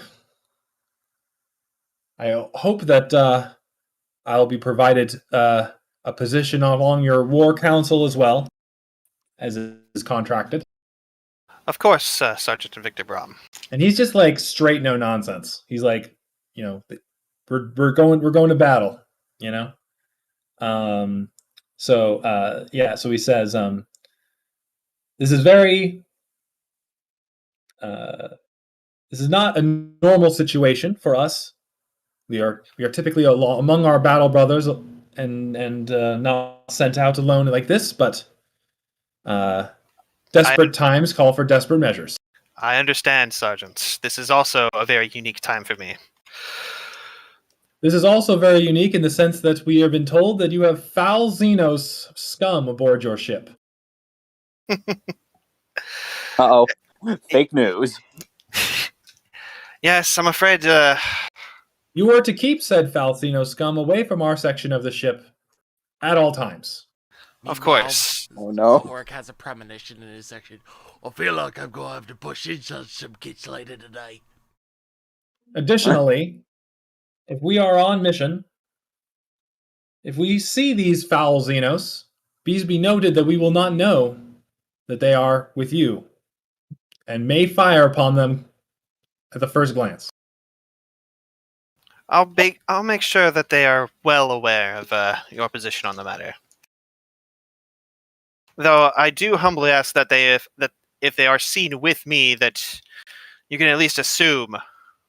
Oh, I will not fire upon them aboard your command deck during war council. I can stay my hand, but I cannot say the same for the others under my command. I appreciate your tolerance, Sergeant. Especially Golkir, my fellow Primaris. He is straight from the gosh, what's that called? What would the Space Marines call it? The learning bed. Ah. Yes. And he has only been in the real world, so to speak, for a few years now. Then he will have much to learn in our journey. This will be good for him. I agree. But still, like, be aware that this might be a thing. That's basically what he's making clear, right? And yeah, so then he like bows and like does the sign of the Aquila for you, and exits and heads to his special Space Marine like transport vehicle. And it's just you and Jaquel on the like you're about to head off again. So Jaquel says, "Well, that was quite a feat. After you said that, I couldn't believe that the captain was okay with it, but I guess he wants to see what's happening out there." I figured I was told that Space Marines know no fear, including fear of the unknown. It's their duty to the Emperor to fight the Emperor's foes, as it were. They really had no choice. Oh, it's not that he is afraid. It's probably more along the lines of now that he knows that the World Eaters have this artifact. While you're out gallivanting around the universe, they're going to show up here and put some hurt on us. Especially with 3 Terminators. Oh, for sure. And I don't mean to down... Regardless, we need these missions to succeed. Exactly. Every single one that succeeds vastly improves our chances. And so I'm sure he saw reason after a while. That, and while the World Eaters might be invading here, they may be invading elsewhere and further reinforcing their supplies. Have you thought about which world you will be heading to next? I believe I'll be heading to the world where the black ships are being constructed. I believe that with all the psychers about, their voices in the warp. Yes, their voices in the warp will be attracting the World Eaters even further. Let alone whatever monstrosities they bring with them. The planetary governors are becoming anxious over the prisoning of their psychers. I'm afraid there might be a travesty or a genocide on our hands very soon if they are not picked up and taken away. Which is why we're heading there. That's a good choice. I would probably have chosen that as well. Although I would not mind an additional night contingent for protection.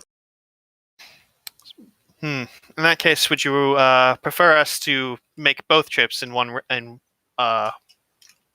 you rather us to hit both planets in one trip? I mean, it's up to your discretion, of course, but obviously the less time that this takes, the better it is off for all of us. Understood. We may be gone for quite some time, Captain, but I appreciate your understanding of the matter. And when you return, there will be a number of new ships. Maybe you would be amenable to taking one of them.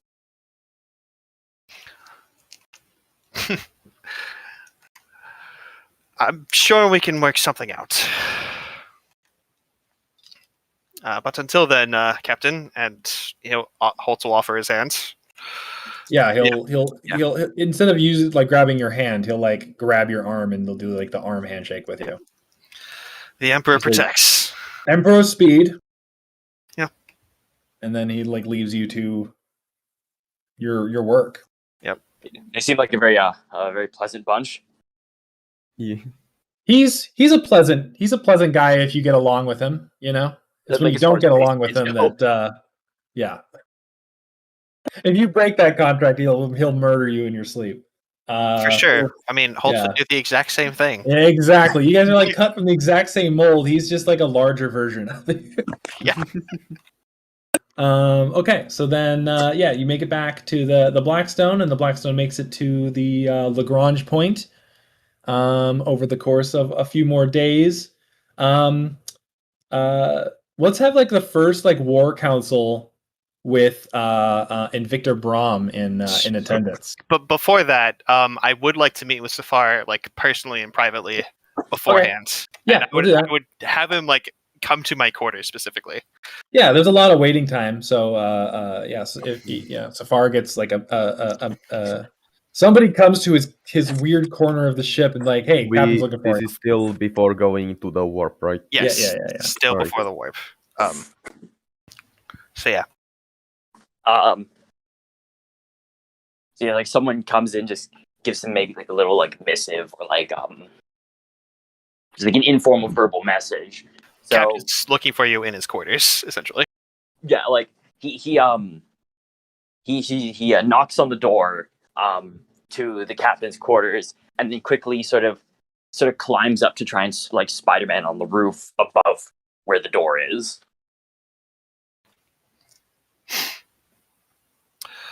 You know, once you do that the first couple of times, you learn to expect it. Saphar Shaitaneese drops down. Yes. He just takes a moment. Suppose I'll need to be coming up with a few new tricks then. So, what would you have of me, Captain? As you come down, you see that Holtz is flipping through a book, and it is a very particular book, one that you might be very interested in. It's the book you're looking for. So, yeah, I guess. Saphar immediately sort of like pounces, like he puts his hand on the desk and like starts leaning over closely and inspecting it. As soon as you like do that, like Holtz like immediately shuts it and like holds it out of your reach.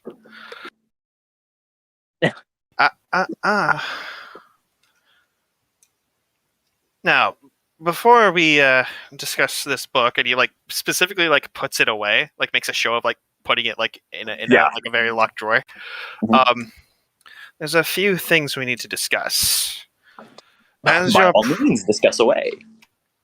As you're probably aware, there are some space marines aboard the ship now, and they've made it perfectly clear that anyone that is not attached to me, that is Xenos scum, will be shot on sight. It takes a minute. He sort of like pouts a little bit. That like he's like, I don't know about scum, but Xeno, sure. Scum, I don't know. He nods. He gets the idea. The key word here is that is the word unattached. That is to say, you have yet to make a contract with me.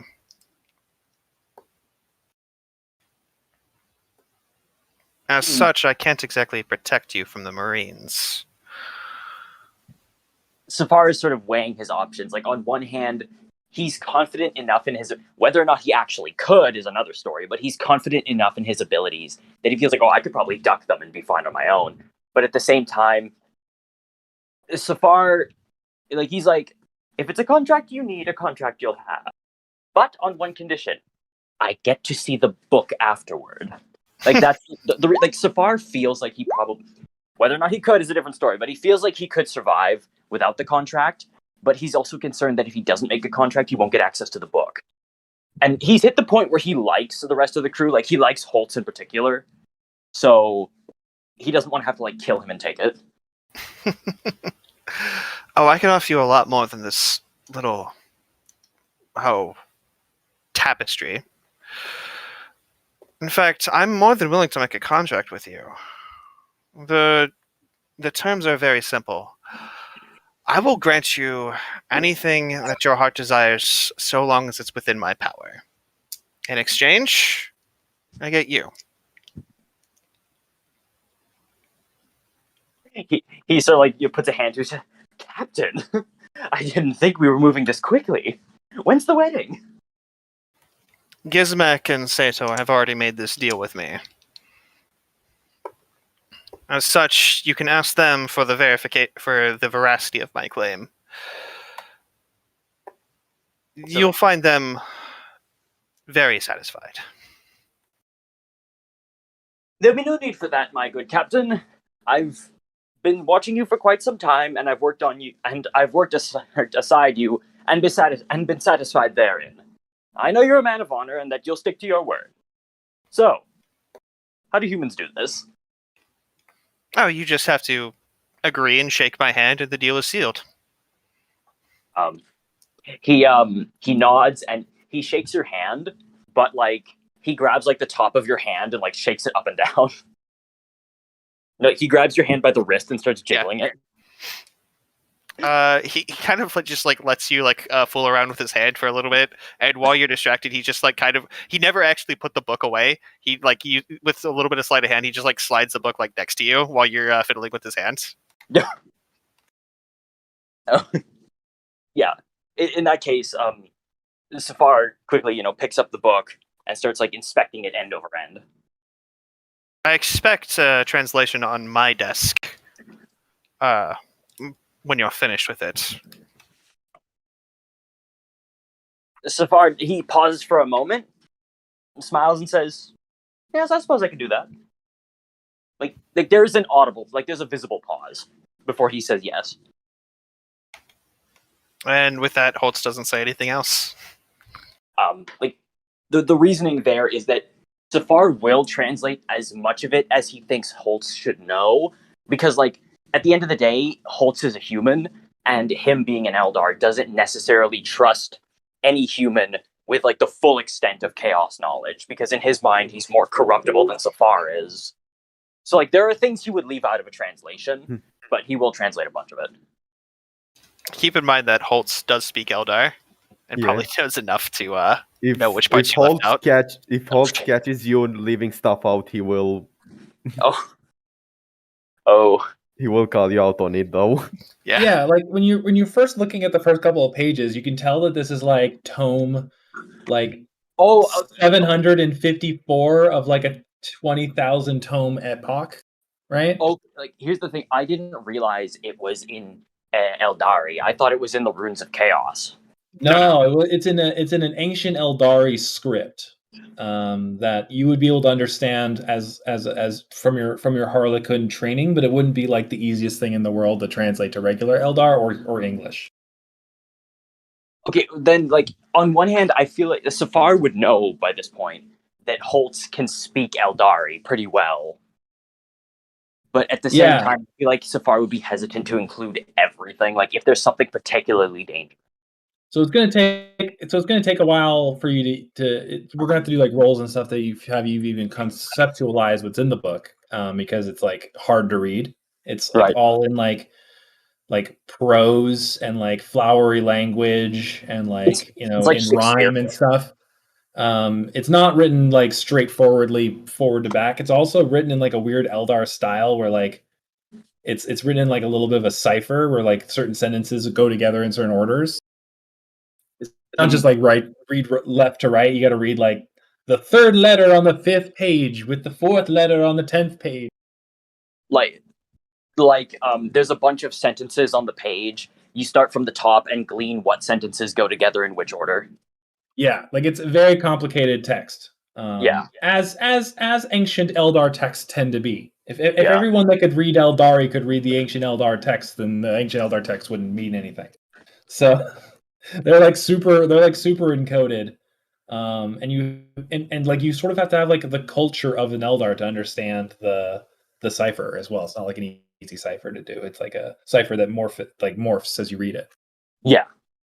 So we're gonna have you do like a bunch of intelligence rolls over time whenever you have free time to like conceptualize and quote unquote translate, because some of the concepts just won't translate into Imperial / regular Eldar. Yeah. But yeah, the thing that the first page is basically like the Tale of the Hyades, volume 754 out of 30,000. Saphar reads that, he just immediately exhales, like it feels like homework. It very much feels like homework. He's like, and you don't even know who the Hyades are. You're like, who the hell is this? The Hootie? Yeah, exactly. It's like an alien race that you've never heard of, and you get like a little bit of something from the first couple of lines. Trying to translate this book for you will probably be more painful than being on the fucking world leadership for several years. Probably, and Holtz expects a translation. Because you are also an Eldar, and being monotony is the worst thing ever for an Eldar. Mm-hmm. Especially a Harlequin whose entire identity is surrounded by dance and play. Yeah. As opposed to bullshit. Yeah, this is why you like left the craft world in the first place, right? Like this is like craft world nonsense to the max. It's so dry. And Yeah, you have like and you have this to is do it to even advance for in the first place too. And you weren't even told basically- to read this book by your patriarch, right? Like you were just told to bring it back. yeah, he's Like you could just You make- imagine like a gigantic, like 30,000 volume like bookcase, and there's like one missing volume in it, and it's the one in your hand yeah, in the Black Library. basically. Of like tens of thousands of stacks, millions of stacks around it of other volumes of similar length. Meanwhile, Gizmek walking in. Oi, kid, what you got there? A bunch of paper? Let me torch it.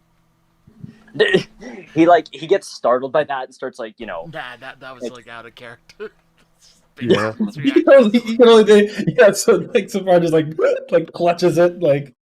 You Just hear mute. like phantoms of an orc about to burn your book. Turn around, there's nothing. Oh god. Anyway, so you managed to make it back to your hole in the ship with this book, and you begin to look into it, but it's gonna take a while. So, Just rifling through it, like skimming it. yeah, next time you get some like when we go into the warp, they ask you what you want to do in downtime. You're like, I want to look at this book, and I'll make you do some scholar tests on it, and we'll give you more and more information out of it. Right. It is important. Let me make it clear. Yeah. It's not just garbage nonsense that the GM's giving you. Like this is actually important. Yeah. To keep me out of trouble. It doesn't like I'm making it sound super boring because it like on the face of it is, but like it's really important story wise. So it's a good thing to do. Okay. Cool. Okay. Great. We probably want to roll for the warp unless Gizmek wants to do I something. think we're doing like specific. the War Council. Yeah, we're gonna do a war cancel first, so that Holtz can make it clear where you're going and what the plan is and everything. I gotta make a note on my NPCs of this Invictor Brahm here real quick. Wait, one thing. Do the Xenos on this ship have tattoos? Because there's a thing that in the Inquisition, when an Inquisitor brings a Xenos in to work with them, they will become known as what is known as a sanctioned Xeno, and have to get like a little Inquisition tattoo. Gizmek has a tattoo on his ass. Yep, it's true. I mean, Brahm has made it incredibly clear that his Space Marines are not going to leave their section of the ship. It's just going to be him that leaves. Yeah. And if any Xenos is found in that section of the ship, they're like fair game. So it doesn't matter if you got a tattoo. It doesn't matter like anything. Like that's the rule basically. I see. So you're allowed on the bridge, and if a Space Marine is on the bridge and he sees you, if he shoots you, then he's violating his part of the contract. And it's only going to be Brahm on the bridge, and he's able to hold himself. He thinks. Yeah. Just don't piss off the Space Marine; he will kill you. Oh god. They'll suffer no ill jokes. Yeah. I feel like Saphar will probably learn that the hard way. So basically, I'm assuming that the attempt here is going to keep Gizmek as far away from the bridge as possible because he wouldn't hold himself in. Exactly. If anything, you would want the fight. Yeah, that's my question. Do you invite Gizmek to the War Council? Gizmek will be invited via intercom. He will not be present personally. It'll be an intercom where Holtz has access to a mute button. Yeah, you have like a picked caster and a fucking like cyber skull, and it's just like coming to him, and you just get this like shaky image feed of what's this little skull here thing doing as he's just like shaking it back and forth. Oh, wait, why's he got me out here? Whatever. Pretty much, yeah. Yeah, it's basically that.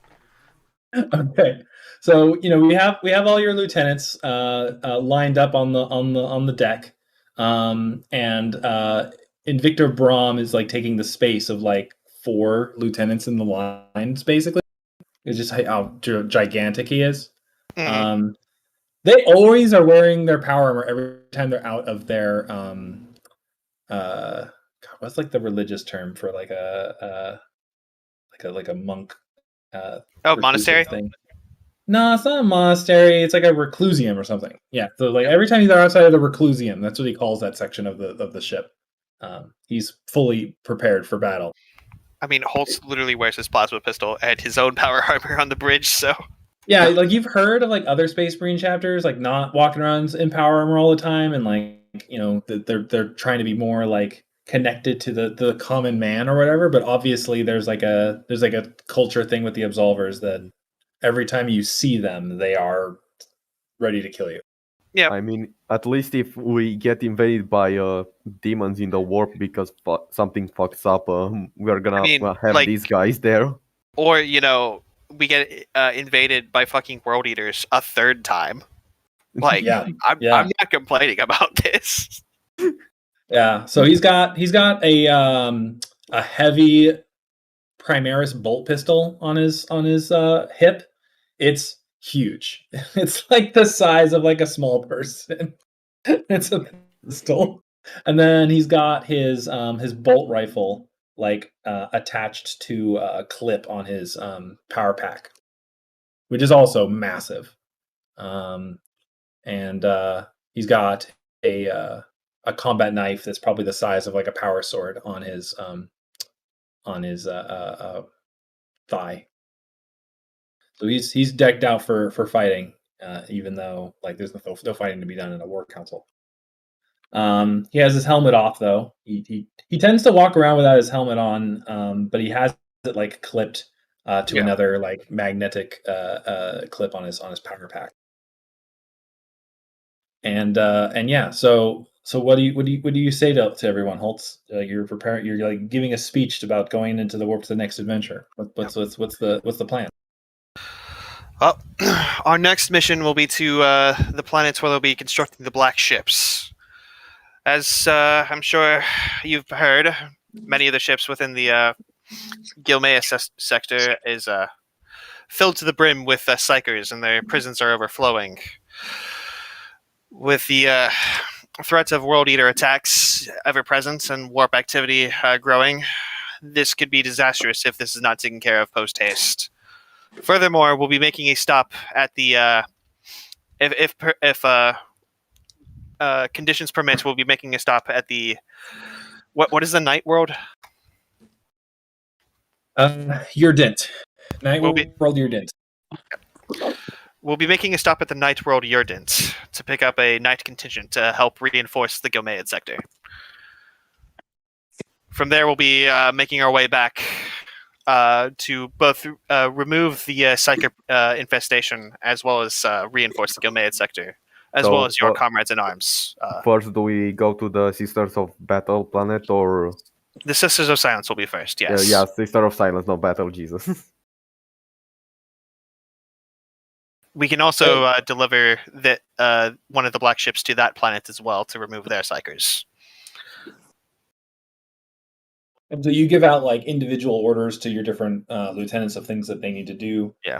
During that trip, and Invictor Brahm appears to not immediately shoot any of the Xenos hanging out on your deck. So it seems he's following his side of the. He is staring daggers at any one of them though at all times. Mm-hmm.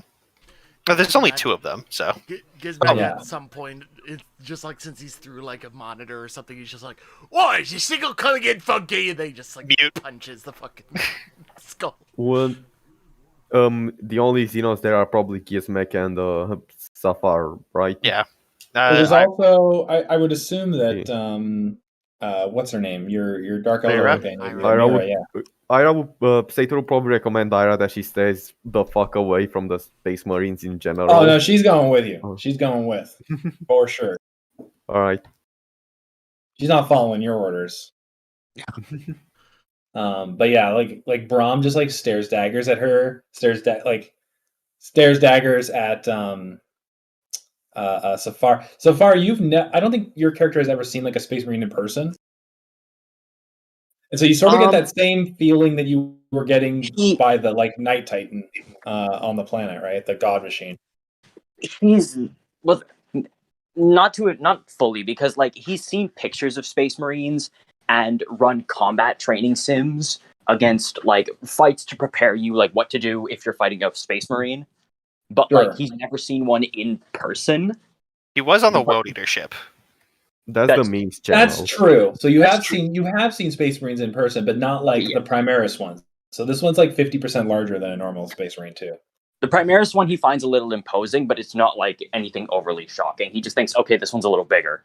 Oh, and the World Eaters were like they've been like buffed up by Chaos, so they're probably like Primaris-ish size now. So if anything, you're not as imposed as you might say. Yeah, that was the purpose of the Primaris Marines creation in canon, was because regular Space Marines were not strong enough to stand up to a trained Chaos Space Marine. That's what the Primaris Marines are for.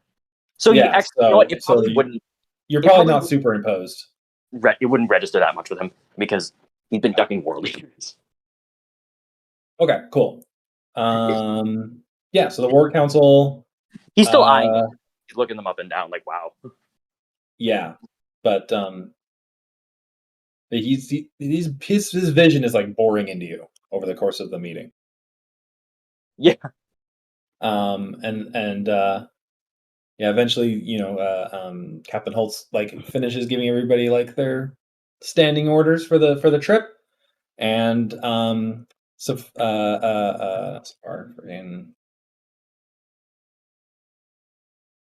Sator takes his elevator up to the navigator's spire, and you hit the button. So let's make a piloting check.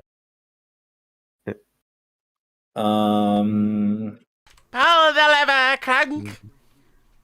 So we've been going with difficulty 4, unless there's like warp shenanigans. Which there are not on the way to Forge World Ronaldo. I get plus rank bonus dice to pilot skill test when steering voice ship through the warp, so I'll get a +2 to this too. Yep, so it's going to be difficulty 4. Yeah, I think that I succeed. Yeah. You kill it. You kill it so much that you get a glory, and you push an extra 6 for extra effect. Yep. So we're going to make the warp travel take significantly less time. So everyone's going to have some time to do some stuff, but it's not going to be a long time. Normally it'd be like a 2-week journey, but you managed to find like a shortcut that's like a 1-week journey. So we'll go through everybody and see what you do while you're warping to Ronaldus, starting with Holtz. So Holtz actually has like a ship for 2 reasons. One, he wants his opinion on security because he has been invaded by World Eaters twice, and and his crew hasn't really been up to the task. So he's trying to get his opinion on what sort of like emplacements he should have to like resist that. And 2, he's never seen a Primaris Marine before, and like he's never even heard of the Primaris, so he's curious about that. Yeah, so you want to have like a one-on-one meeting with with Invictor Brahm. Yeah. Yeah. So yeah, you call him, and it takes him a while to come out of the reclusium because he has to get armored up and everything. And he appears before you in your dining room / ready room. And he doesn't like sit or anything because he would just destroy any furniture he would sit on. He just sort of stands in his power armor, and his power armor just like supports him, right? So, and he says, "Sir, you called for me." Yes, Sergeant. I was hoping I could get your opinion on security measures to be taken into Blackstone. This ship has been invaded by World Eaters twice, and I'd prefer if there were a third time that my crew does not get slaughtered as in the last 2 times. I'm looking for recommendations on security measures and things like that. Well, the shock troops of the World Eaters are a fearsome foe, but by having me and my brothers on board, this would vastly improve your defense, I'm sure. As was the intention. But any extra step, an ounce of prevention is worth a pound of cure, as they say. Yes, it is difficult, as they tend to send in their weak shock troops first to clog up any defensive turrets, as it were, before they bring in the main force of their brothers. His tone shifts as he says it. I see. Finally, their lords. He rolls his eyes when he says that. Appear to take out the remainder of the forces and claim all of the glory that they wish. Then they drag their dead back to their ship, and through some profane ritual, their flesh is made back into more world eaters. He spits on the ground. He spits on the ground when he says that. I kind of stop him before he gets into the details of what happens after the fact, and with the point that I'm not really concerned about after the fact. If it comes to that, this ship is already lost. Still, you've survived 2 invasions from them, although because they have gotten their prize and left rather than you actually removing them from your ship. We did manage it the first time, but that was due to rather extreme circumstances.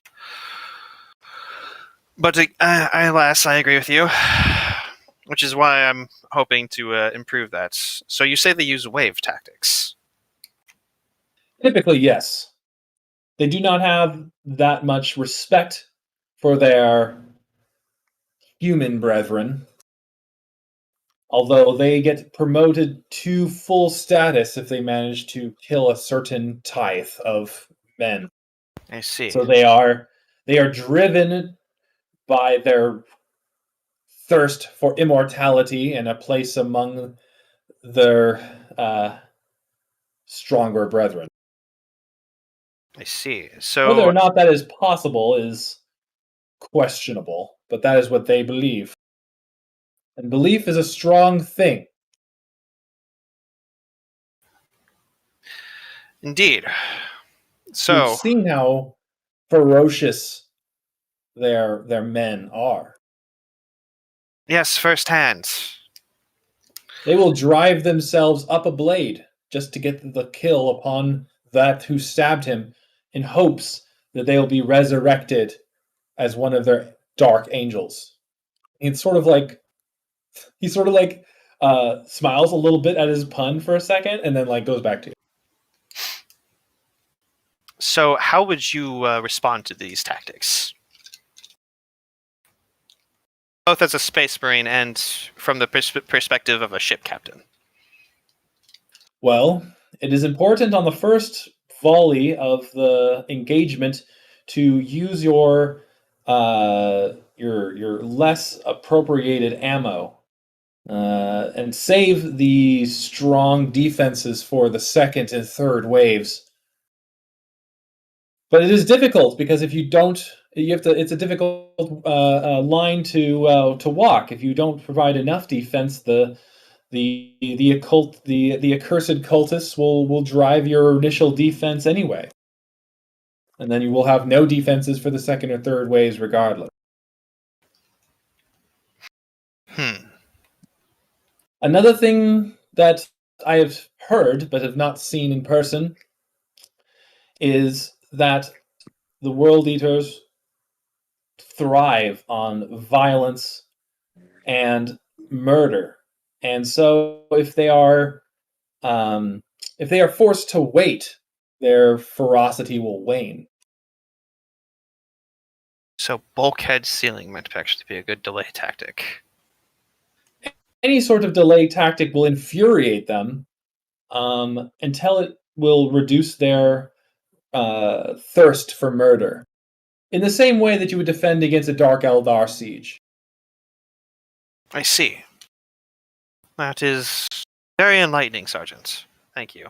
I do have one other slightly unrelated question while you're here. Please ask. I'm afraid I'm unfamiliar with the Primaris Marines. I've heard stories of the Angels of Death and the Emperor's Fury, but I've never heard of the Primaris. Well, we were what's the word I'm looking for? They was manufactured by a bunch of toast-headed kids. We were commissioned by the Lord Commander of the human race himself, Lord Gilliman. Hold up. Gilliman? He's Yes, he lives. He has been resurrected by the grace of the Emperor to protect us in such terrible times. a Primarch. Of the Ultramarines Primarch is alive. Yes, the All-Father does exist.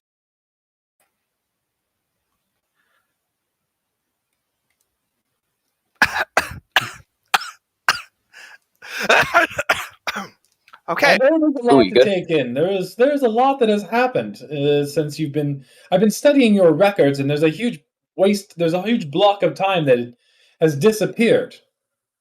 I'm Yes, sure you have been sent into the future by your trek through the warp rift. We suffered a similar fate, but a fewer years. yes. It seems that I need to update my records. Our battle barge was in the process uh, uh, of a part of the Indomitus Crusade, which was a galaxy-wide method by Gilliman to try and refit and repair the universe in the wake of the Chaos Rift. But we were set through and ended up stuck in Gilneas. I see. And what happened to cause? Do you know what caused the interdictum? See, I don't know if you would know. Let me see. I mean, this Gilliman was revived post KD explosion. post Kate. Yeah, but the question is he was he told that? Yeah. Like, I don't know. Let me quickly take a look. Yeah, Isn't let's say that that he was. Let's say that he was told, because like Gilliman's pretty like an honest person. yeah? Yeah, he says the betrayer himself, Abaddon, crashed a Blackstone fortress upon Cadia, ripping it to shreds and allowing the forces of the warp to travel across the galaxy, driving the rift. And he says that as if it's like a page from an encyclopedia, like he's like just saying it word from word. So Cadia fell. The planet was ripped asunder, and then chaos flooded the Imperium. But you say Gilliman is leading a crusade. Gilliman led a crusade. I do not know if he is still leading one or not.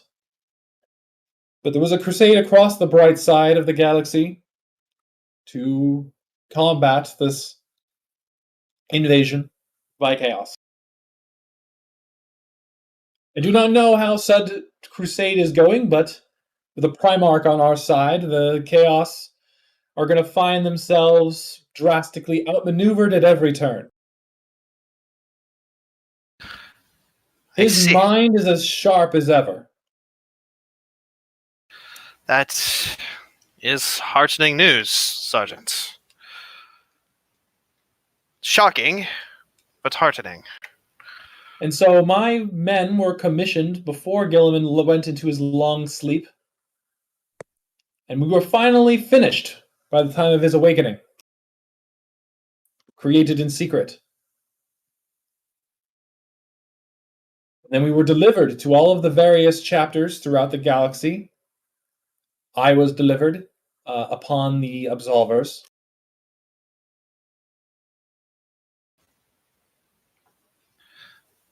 And the Absolvers. I remember you referring to Gilliman as the All-Father. Are they Ultramarine descendants? That is what us Primaris call him. I see. Some do. Among the Absolvers, anyway. They do not know if that is across the galaxy or not. I see. It seems... Well, regardless, Sergeant, you've I know it is quite a shock, a big change to the galaxy, as it were. Your counterpart, Captain Veronis, was similarly shocked. I can imagine. I'm a little upset that he didn't bother to tell me. But I suppose I understand why. Having that He bit of probably didn't think it was important at the time. We've been told not to tell this to anyone, as it might shock them, but I figured you would be able to handle it. Yes, and I believe that I've been given another card. Tell me, Sergeant. Additionally, the presence of a Primaris aboard your ship does ask questions, and so I need to answer them. And I thank you for doing that. But you've given me another tool in my repertoire of negotiation tactics. Well, that was not my intention, but go ahead. Well, tell me, if you can, Sergeant, put yourself in a mere human's shoes, and then imagine yourself being told that the light of the Emperor is no longer reaching you. How do you think you would react? Horror. Now imagine being told that a Primarch, a son of the Emperor himself, now leads the Imperium. Significantly less horror. However, that does not help us on this side of the galaxy as we are cut away from them. So, if anything, I would be begrieved. Yes, but that's where we come in, and where I come in, and I spin the truth to inspire the faith in the Emperor once more. After all, my mere presence in a system implies that the Emperor has not forgotten them. That is the case. Precisely. As I said, you've been very helpful, Sergeant. This conversation has been very fruitful. If you ever require anything else, let me know, and I will be armored and leave the Reclusium and answer your questions. Thank you again, Sergeant. Now, I need to get back to training. You said that we were going to a Forge World Ronaldus, correct? Yes, that is correct. Is there any potential news of threats or any particular foul Xenos we should prepare ourselves for precisely? The only thing I know is that that they're in charge of constructing the black ships. Part of the business of being a rogue trader is discovering the threats as they come at you, I'm afraid. Foul psychos, I understand. Yes, well, that's what I would expect anyways. Well, we will stone our minds and improve our willpower and pray to the Emperor, and that will be our protection. The Emperor protects. The Emperor protects. And he goes to leave. Yep, I let him leave. Sorry for a really long conversation, guys. My bad. No, everyone's gonna have a long thing. Here we go. Next thing. All right. Next thing, the Gizmek is going to construct his big mech and jet roll. Chrono is going to do homework. Let's go to Gizmek because we haven't done Gizmek in a while. Gizmek, are you alive? He looks like he's alive. muted. I'm here. He's alive. Okay. I've just been keeping myself in the stream muted because I don't have anything nice set up on this computer for it. So, wanted to avoid having random audio go through. So we're in this little bit of warp travel, but it's a lot quicker this time around. So about how long? Yeah, you got like a week before you guys get there. Yeah. Gizmek's probably going to be It's probably going to be a lot of time of Gizmek learning, probably through other nerds in the game, in the ship, to, that some big guys, some fancy boys are on the ship, and him constantly trying to get in contact with them to get, like, a good fight, and then constantly being imposed upon by whatever Holtz has set up to stop him. Yeah, how have you set up a way to stop Gizmek from just constantly badgering the Space Marines? Do you tell him straight up not to do it, or oh no, that would never work. It would never work. It would just make him want to do it more. Right, exactly. So what's the plan on that? So part of me like bribes Grizmo with all sorts of like little doodads to distract Gizmek, and then I'll Gizmo have being like a gremlin is very easily bribed. yes, and I'll have him distract Gizmek with like all sorts of like repairs that need done, and then Holtz will also just like have like random tasks that will like divert Gizmek, and I'll tell him that like. So I'll tell him my secret plan is to like acquire a Titan for myself, and I'll need preparations for that. And I'm also like hinting that he'll get to exclusively work on the Titan. Yeah, that he's basically on point with the kind of things that would bribe Gizmek's attention at this point. The only thing he's missing is like sending random thugs around the ship to go fight him. Oh no, that's what your xenocultists are for. Oh yeah. Yeah, so maybe I'll have Gizmek make a roll to see if he can realize that he's just being given like garbage tasks to do. To be quite blunt, Gizmek wouldn't like actually care that much because his attention is being used. So I don't even think I need to make that. Gizmek Right, will but I'm saying use like the attention might be he might be running out of things to do that with, right? So he might like send you to repair something, and you get there, and it's a thing you've already like you've been told to like disassemble. So you're basically being told to like fill in holes and then So make them again. Should I do like a cunning test then? Yeah, so maybe like a cunning test. I no. didn't see what you rolled, but I was going to say the difficulty too. Two successes and a complication. Okay, complication. So the complication is probably that you're going to be mad about it.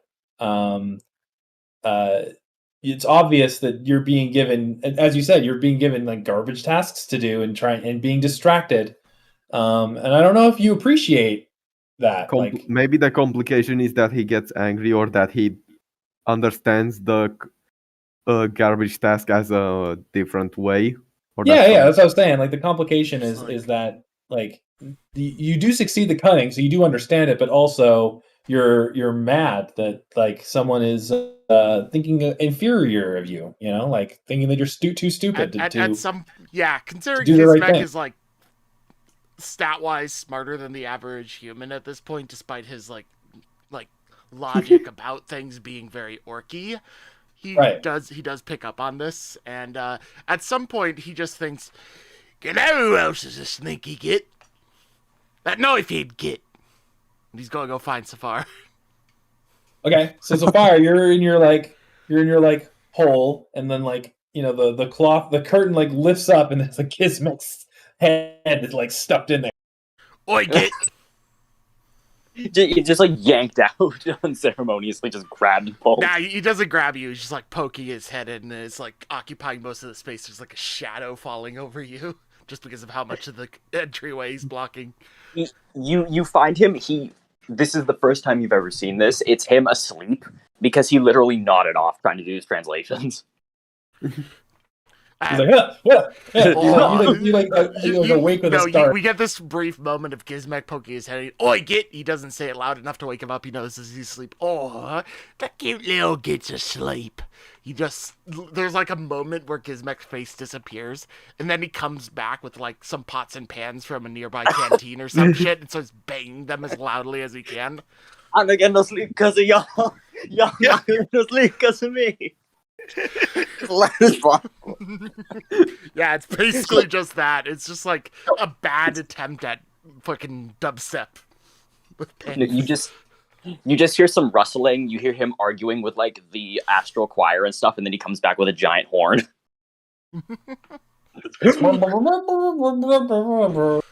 So then, like, it's just that fucking old meme of the one guy with the trumpet and the other one plugging their ears. You jump a foot in the air from your like laying down sleeping position.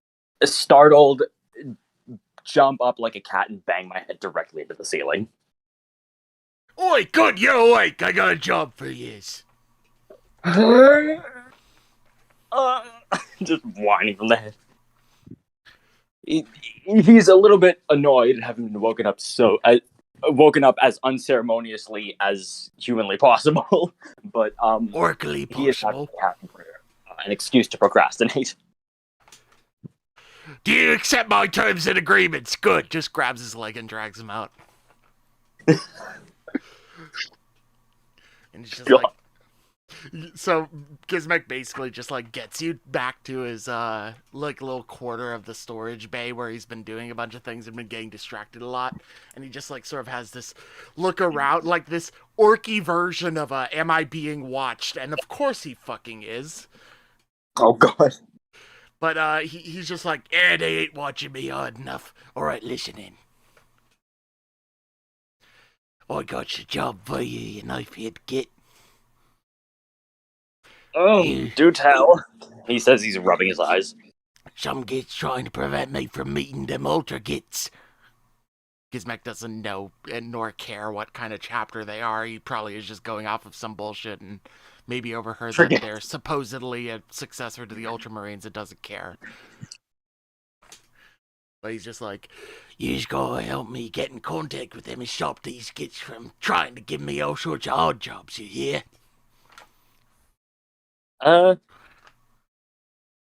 Saphar sort of chuckles a little, shrugs his shoulders. All right, sure. I'll see what I can do. Good shit. Get on it.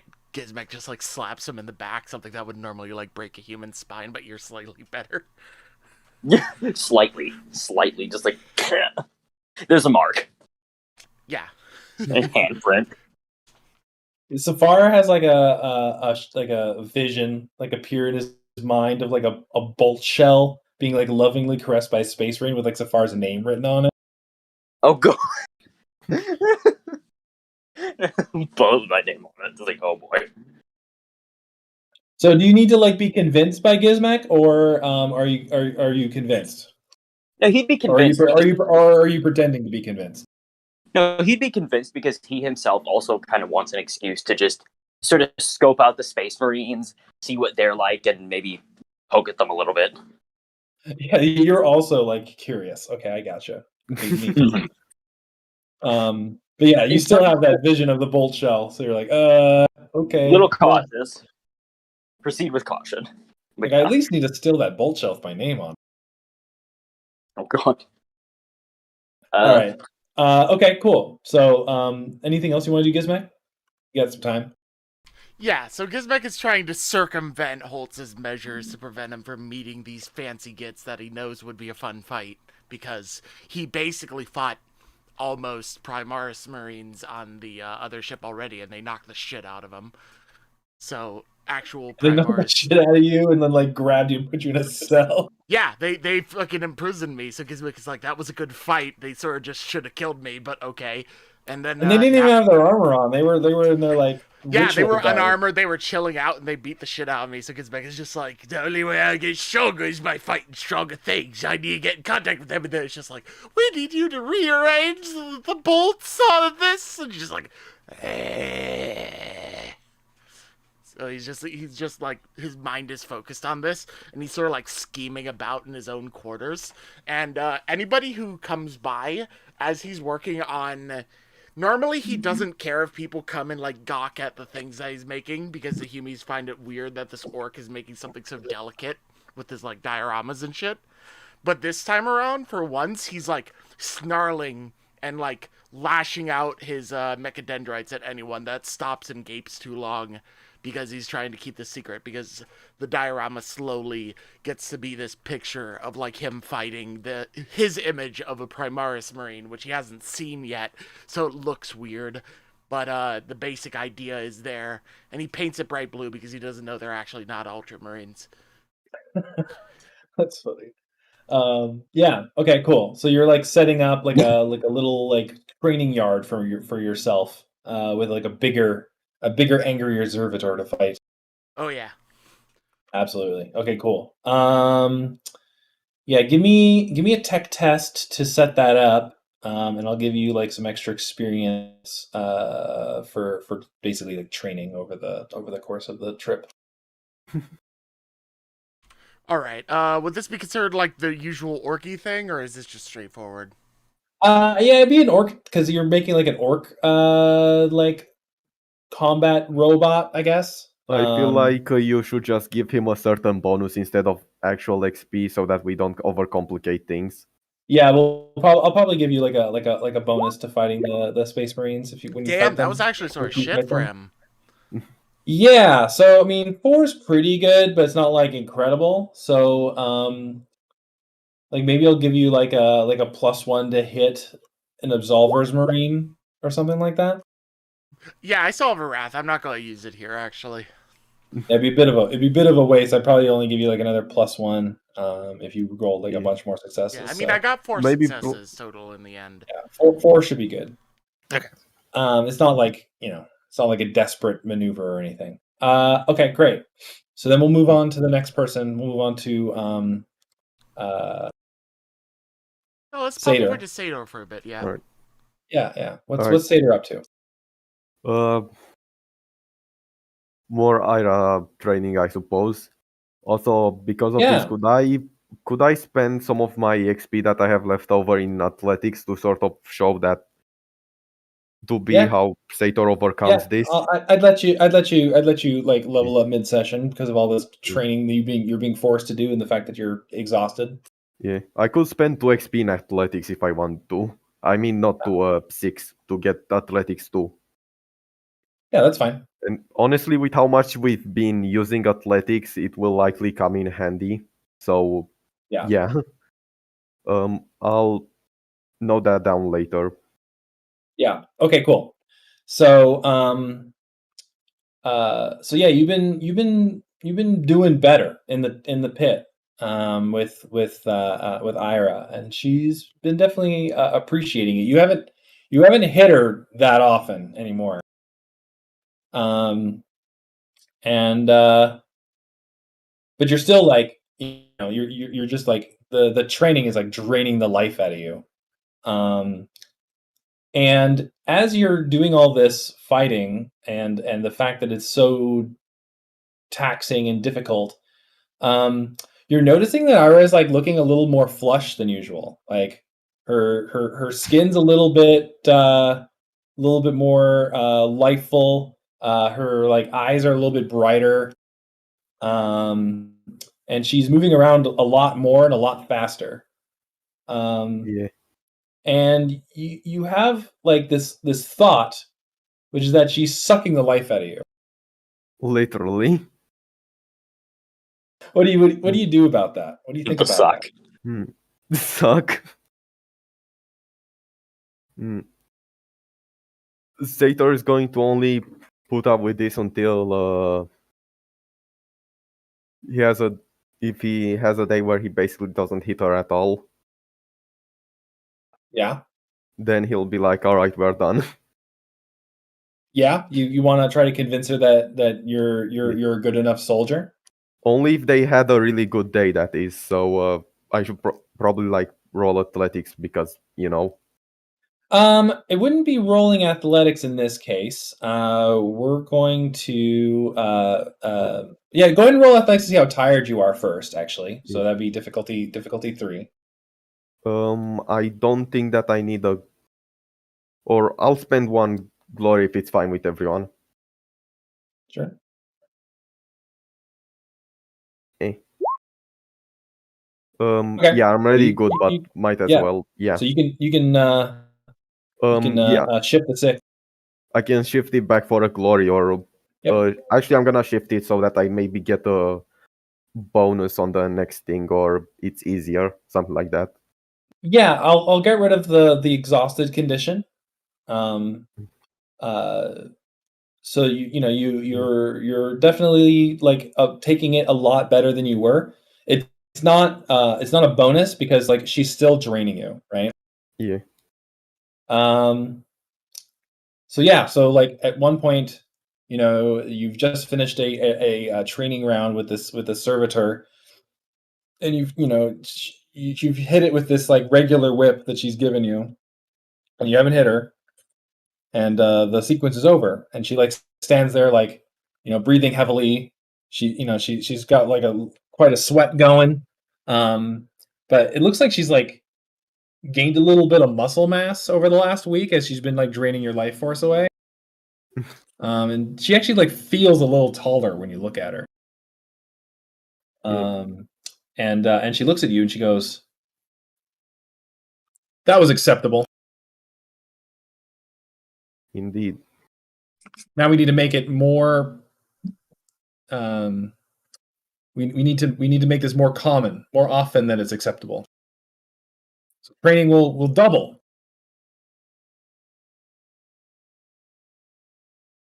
She's like looking at you like a predator.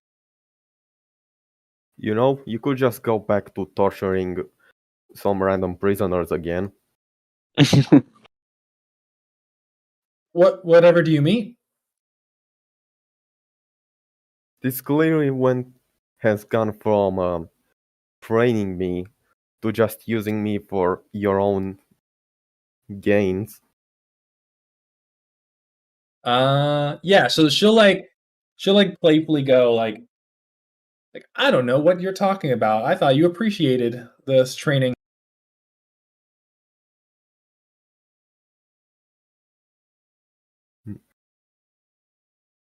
You don't want to do this anymore? Is it too much for you?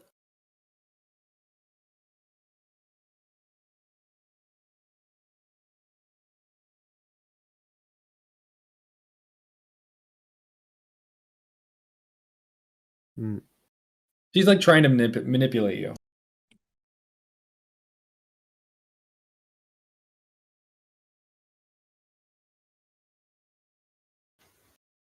No, I won't allow you to fool me like this.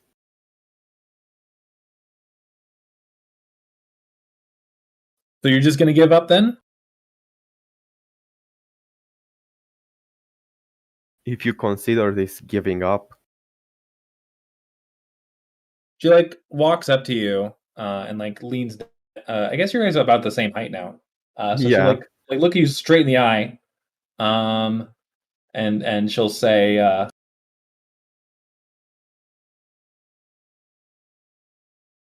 "You're gonna let me keep ordering you around?"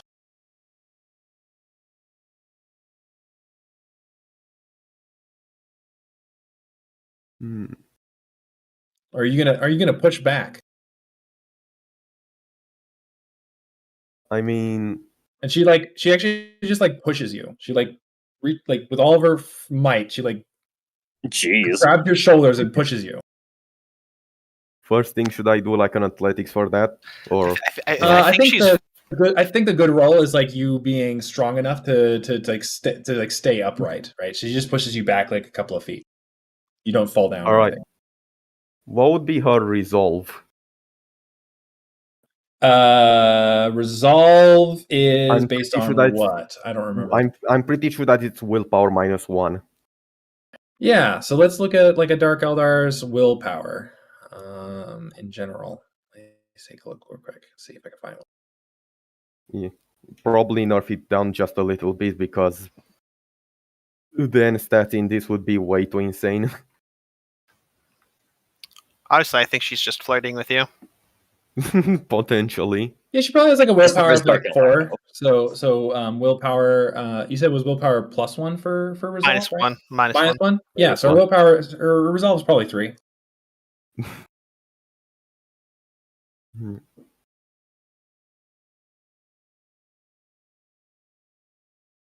But yeah, you can't really tell if she's like being like an ultra bitch or she's flirting with you. Because the Eldar, you can never tell what they actually want.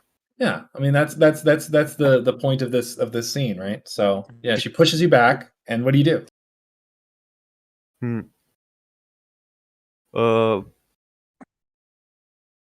Sator is not going to say anything, but he's just going to use Held in My Gaze on her. Really? All right, cool. Yeah, so what does that look like? Basically, I'm gonna spend a glory for this just to make sure. Okay. And the target is 3, yeah. I succeed anyway. Yeah. I can actually shift it the glory again, or I can use it as a bonus. Yes, you can. She probably tries to move, but she feels like she's just really stiff and cannot get her feet off the ground. No, so like I meant like what does like the Held in My Gaze like look like? Do you like open your third eye on her and then like a blue light comes forth and like just I don't think attaches that her to the ground or it whatever. would necessarily look like anything. Sator would just open his third eye behind his blindfold, and he would just lock her in, and she would just start feeling stiff and not potentially realizing why.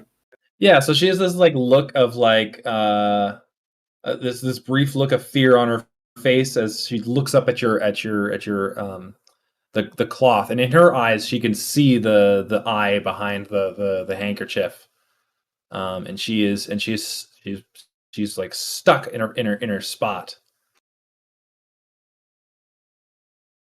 And Yeah. Sator wants to be like slightly playful, but also like, hey, I'm in charge. Don't yeah, what fuck do you with say? me. What do you say to do that?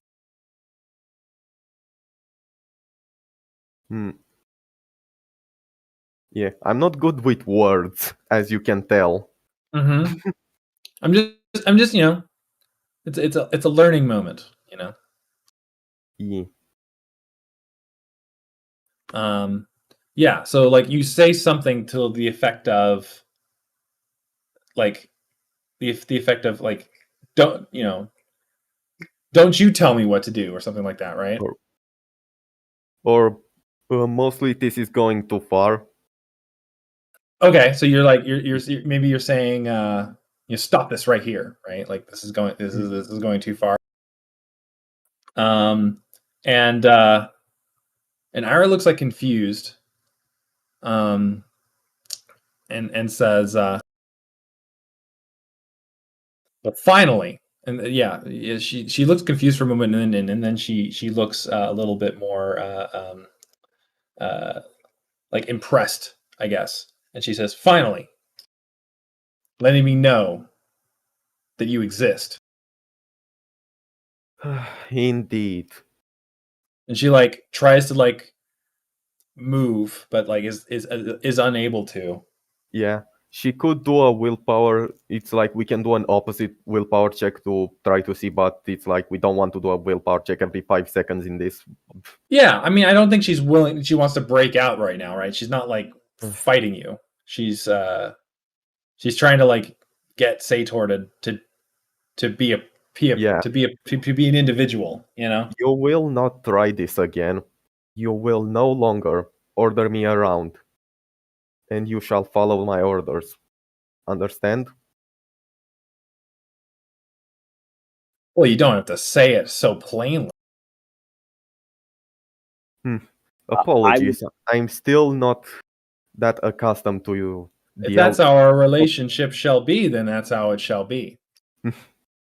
Well, apologies. Sir. I'm still not too accustomed to the Eldar way of talking.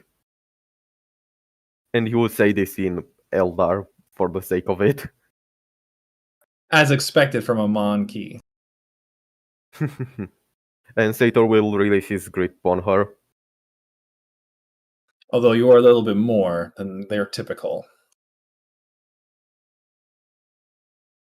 That is why I follow you.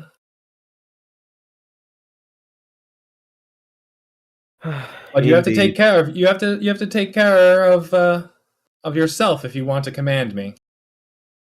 Indeed. I do appreciate it to a certain extent. I'm glad that you finally have pushed back on me. If you just kept letting me run all over your life, you'd just be like any typical monkey. Oh, like I would ever. Anyway, get back to whatever. I mean, it's been a few months, so I was starting to lose hope. It has been. I feel like it would be. Yeah, it has been like around 1 or 2 months. Yeah. I was only waiting for myself to be confident in my own abilities. I know you were feeling down after that encounter. Either way, I have to organize the brig again. I have to capture some poor crewman in order to keep this beautiful skin.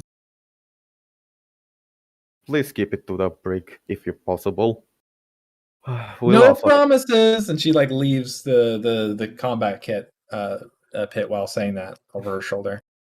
Sator giggles to himself. Mhm. Okay, good. So that was Yeah. good. She's gonna stop doing all that. She's gonna stop absorbing your life force Yeah. for now. For now. And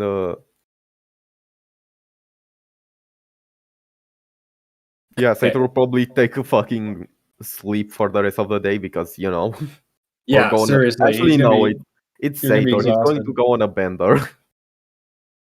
Yeah, you go up and talk to your Clan Escher friends and be like, what's on the experimental docket, and they like hand you like a syringe and they wink at you, and then And Sator is also going to call over her bread skin. yeah, so you you start using in your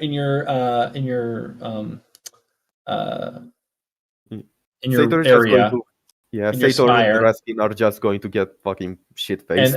I think the scene will end as you're like laying there on the couch and you just like hear like very very faint screams of horror from like a closet.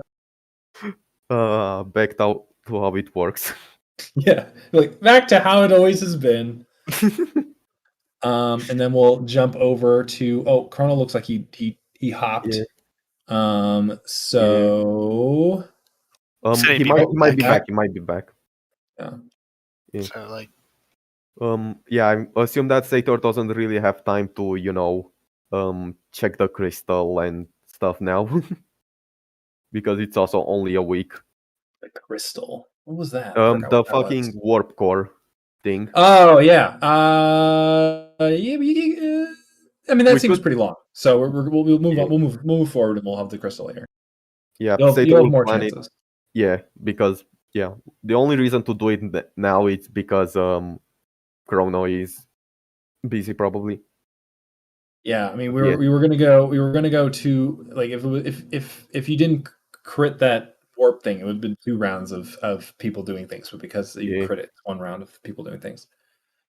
But I think Chrono we'll come back to Chrono eventually whenever he returns. Yeah. Anyone else? So wants we can to- have a short set piece from you guys getting to your destination before we call it for the week. Because I'm gonna show off what you guys see when you get there.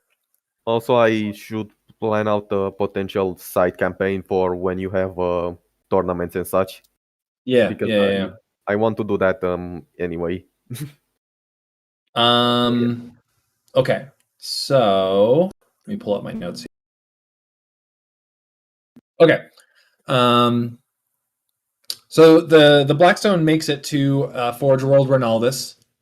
Forge World Ronaldus is it's a Forge World with like a number of hive worlds on the worlds around it to provide them with all of the necessary materials to construct these ships. One of the planets is actually a source of Blackstone for making the walls of the black ships, and that's why Forge World Ronaldus is an expert at the shaping of Blackstone.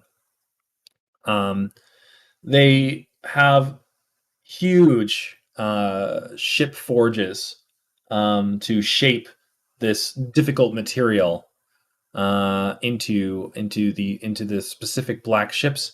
Additionally, there are a number of shrine worlds in this system that are a training ground for Sisters of Silence to board these ships and take them around the nearby planets and deliver all of the psychers to the Astronomicon for probable death, but possible Primaris psychering of them.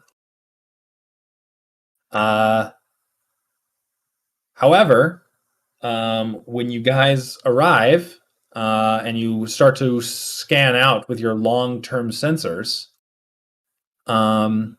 the system is not bustling with activity. There's almost like an eerie silence all of the forges are quiet.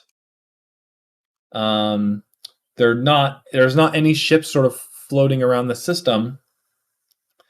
And according to your sensors, there is a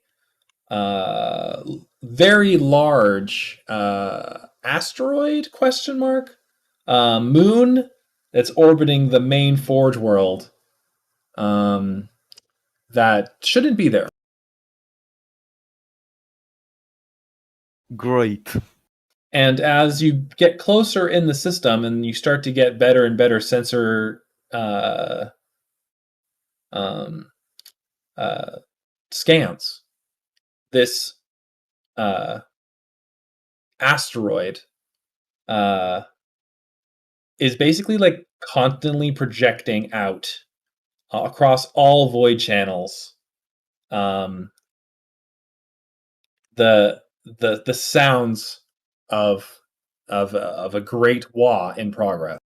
Oh no. Gizmek, Gizmek, Oi. you're going to have a good fight soon. Your presence is requested on the bridge. Also, I wanted to Impatient of mention, being that drone thingy, because I'm getting a little bit sick of it. I think you'll appreciate this. Sorry, I wanted to mention earlier while we were talking to the Space Marine, you probably just want them to train up as in a general physical way and not against, psychers, because we are going to a fucking of planet Silence. full of Sisters of Silence. Yep. They are not going to have problems with psychers. Yeah, I also send a quick voicemail to the sergeant to be like, you should probably prepare for orcs.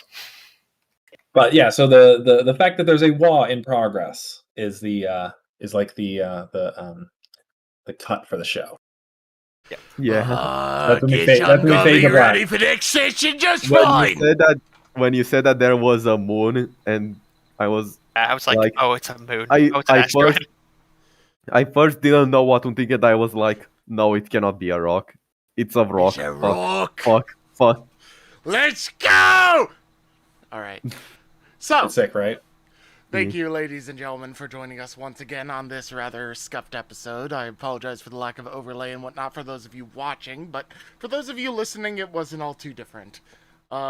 Today was a good day, some good roleplay development. Sator finally stopped being a cuck. Basically. Yeah, basically. And we are going to move along, and we'll recap the thing that happens with Chrono and Gizmek before this point at the beginning of next session. But for now, Yeah, we'll do that. Thank you very much for dropping by. Hope you had a good one.